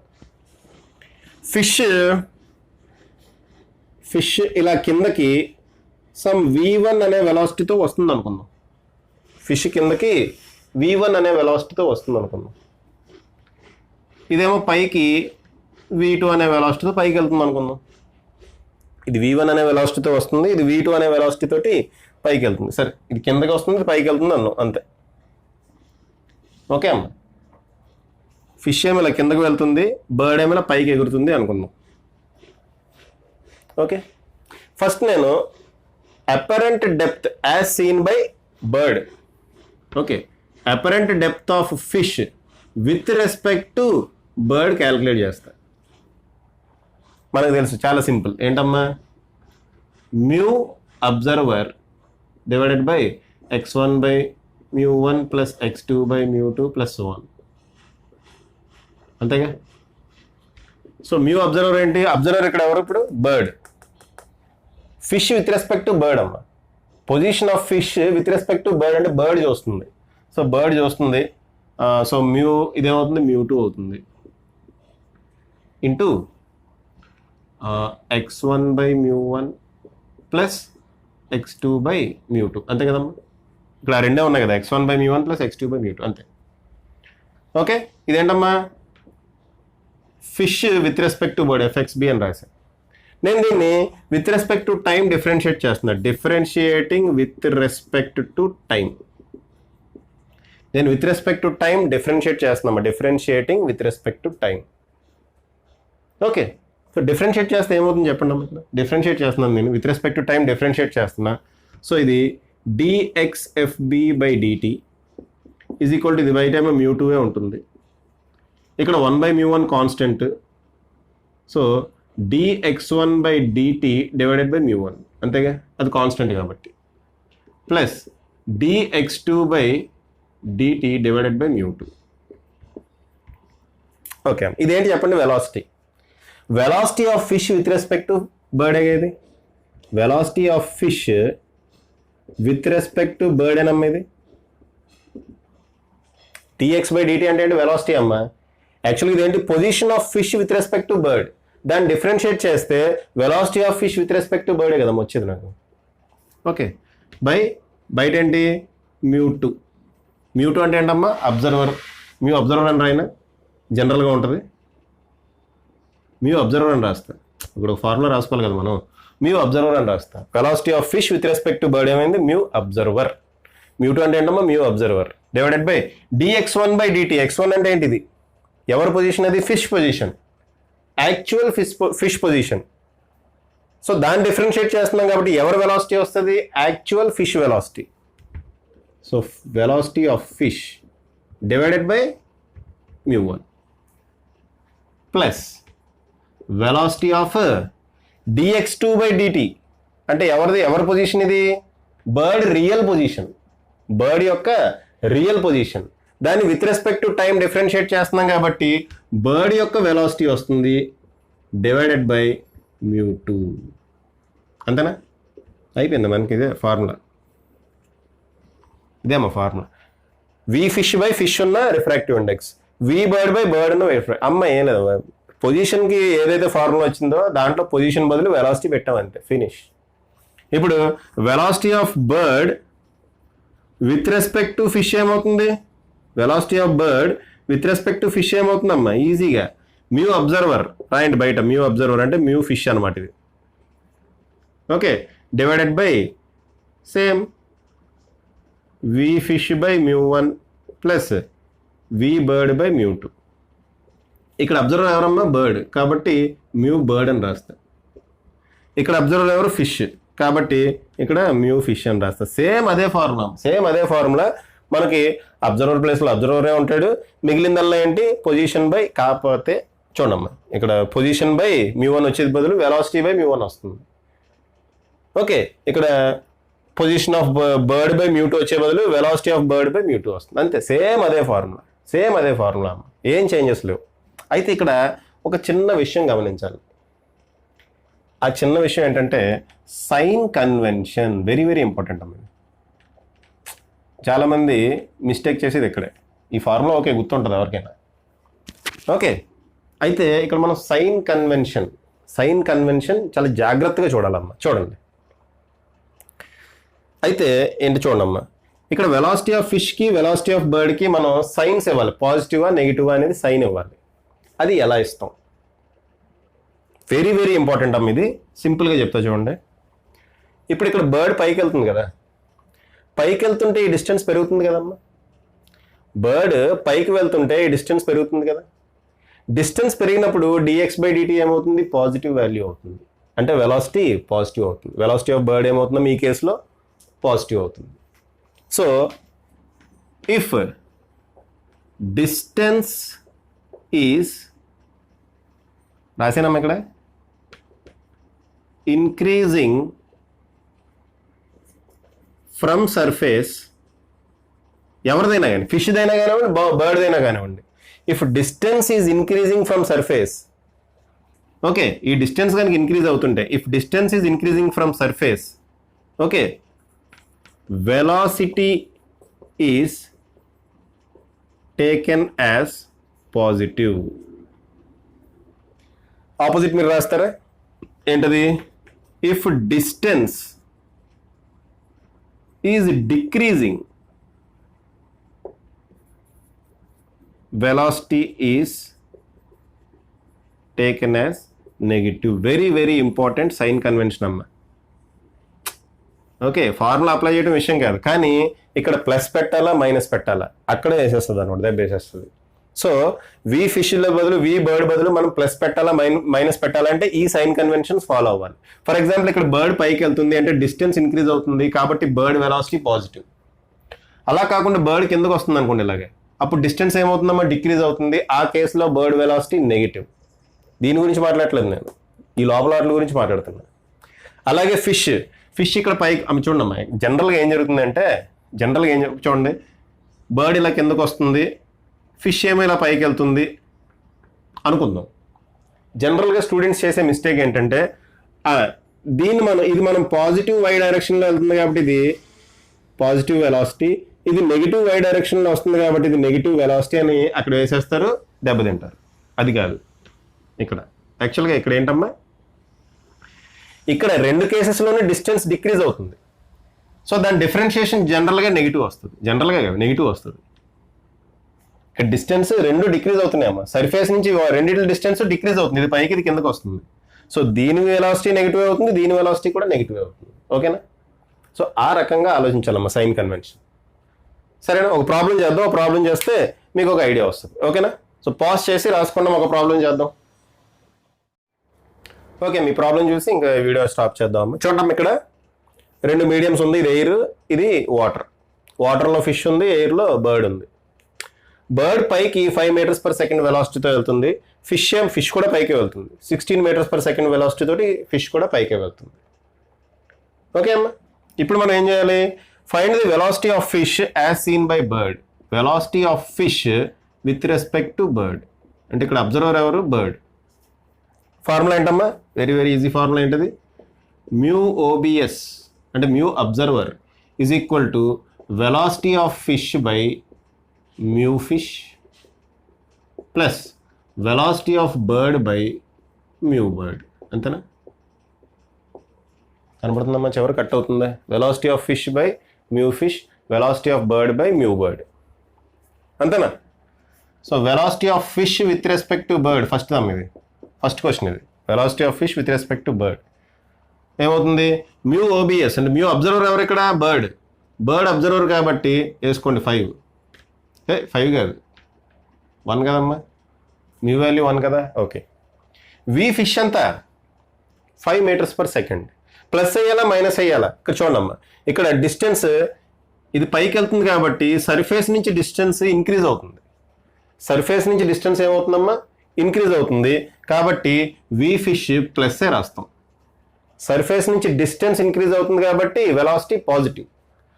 సైన్ కన్వెన్షన్ చెప్పుకున్నాం కదా ఇందాక. సో వి ఫిష్ +5 రాస్తాం. మరి మ్యూ ఫిష్ ఏం రాయాలి? సారీ వి ఫిష్ కదా మనం వేయాల్సింది ఇక్కడ. సారీ వి ఫిష్ కదమ్మా. వి ఫిష్ అంతా 16 ప్లస్ అయ్యేలా మైనస్ అయ్యేలా చూడండి. సర్ఫేస్ దగ్గరకు వెళ్తుంది అంటే డిస్టెన్స్ తగ్గిపోతుంది. ఇక్కడ సర్ఫేస్ దగ్గరకు వెళ్తుంది అంటే ఏమవుతుందమ్మా, డిస్టెన్స్ తగ్గిపోతుంది. డిస్టెన్స్ తగ్గిపోతుంది అంటే మీనింగ్ ఏంటి, వెలాసిటీ నెగిటివ్, కాబట్టి ఇక్కడ మైనస్ రాస్తాం. బై మ్యూ ఫిష్ అంతా 4/3, 4/3 పైకి వెళ్తుంది. ప్లస్ వెలాసిటీ ఆఫ్ బర్డ్, ఇది పైకి వెళ్తుందమ్మా అంటే సర్ఫేస్ నుంచి దూరంగా వెళ్ళిపోతుంది అంటే డిస్టెన్స్ పెరుగుతుంది. డిస్టెన్స్ పెరుగుతుంది అంటే వెలాసిటీ పాజిటివ్, కాబట్టి 5 రాయండి, +5 రాయండి. డివైడెడ్ బై మ్యూ బర్డ్ ఎంత 1. ఓకే, ఎంత వచ్చిందమ్మా చెప్పండి, ఎంత వచ్చింది? 4 4s are 16 -4 × 3 -12 అమ్మా, -12. ఓకే, +5 అంతేనమ్మా. -12 + 5 అంత -7 m/s. సో ఫిష్కి ఇది ఎంత ఫాస్ట్గా పైకి వస్తున్నట్టు అనిపిస్తుందమ్మా, -7 m/s పైకి వస్తున్నట్టు అనిపిస్తుంది, ఎందుకంటే మైనస్ వచ్చింది కదా. So fish appears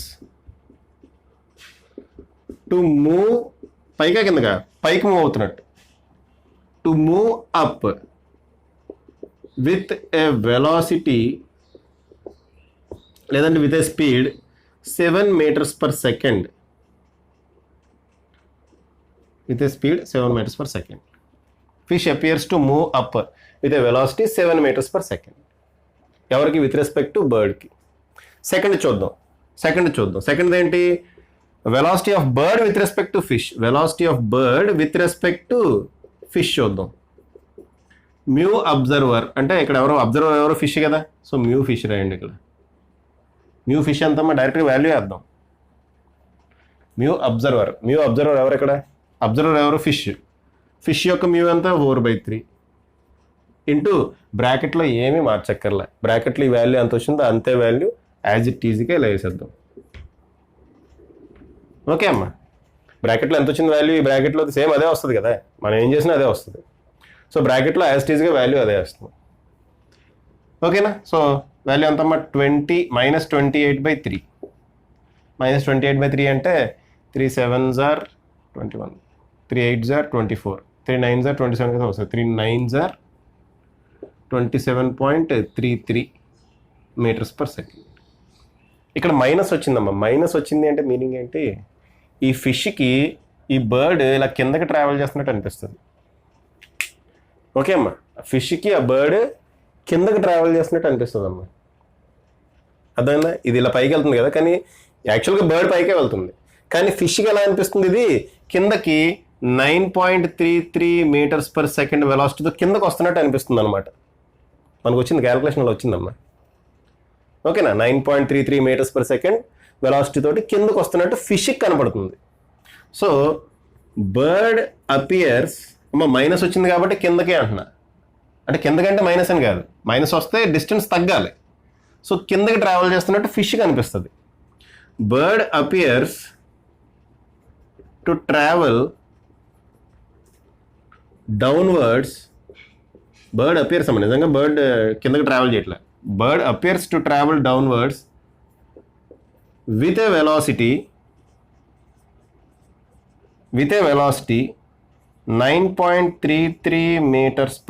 with a velocity 9.33 m/s. Okay అమ్మా.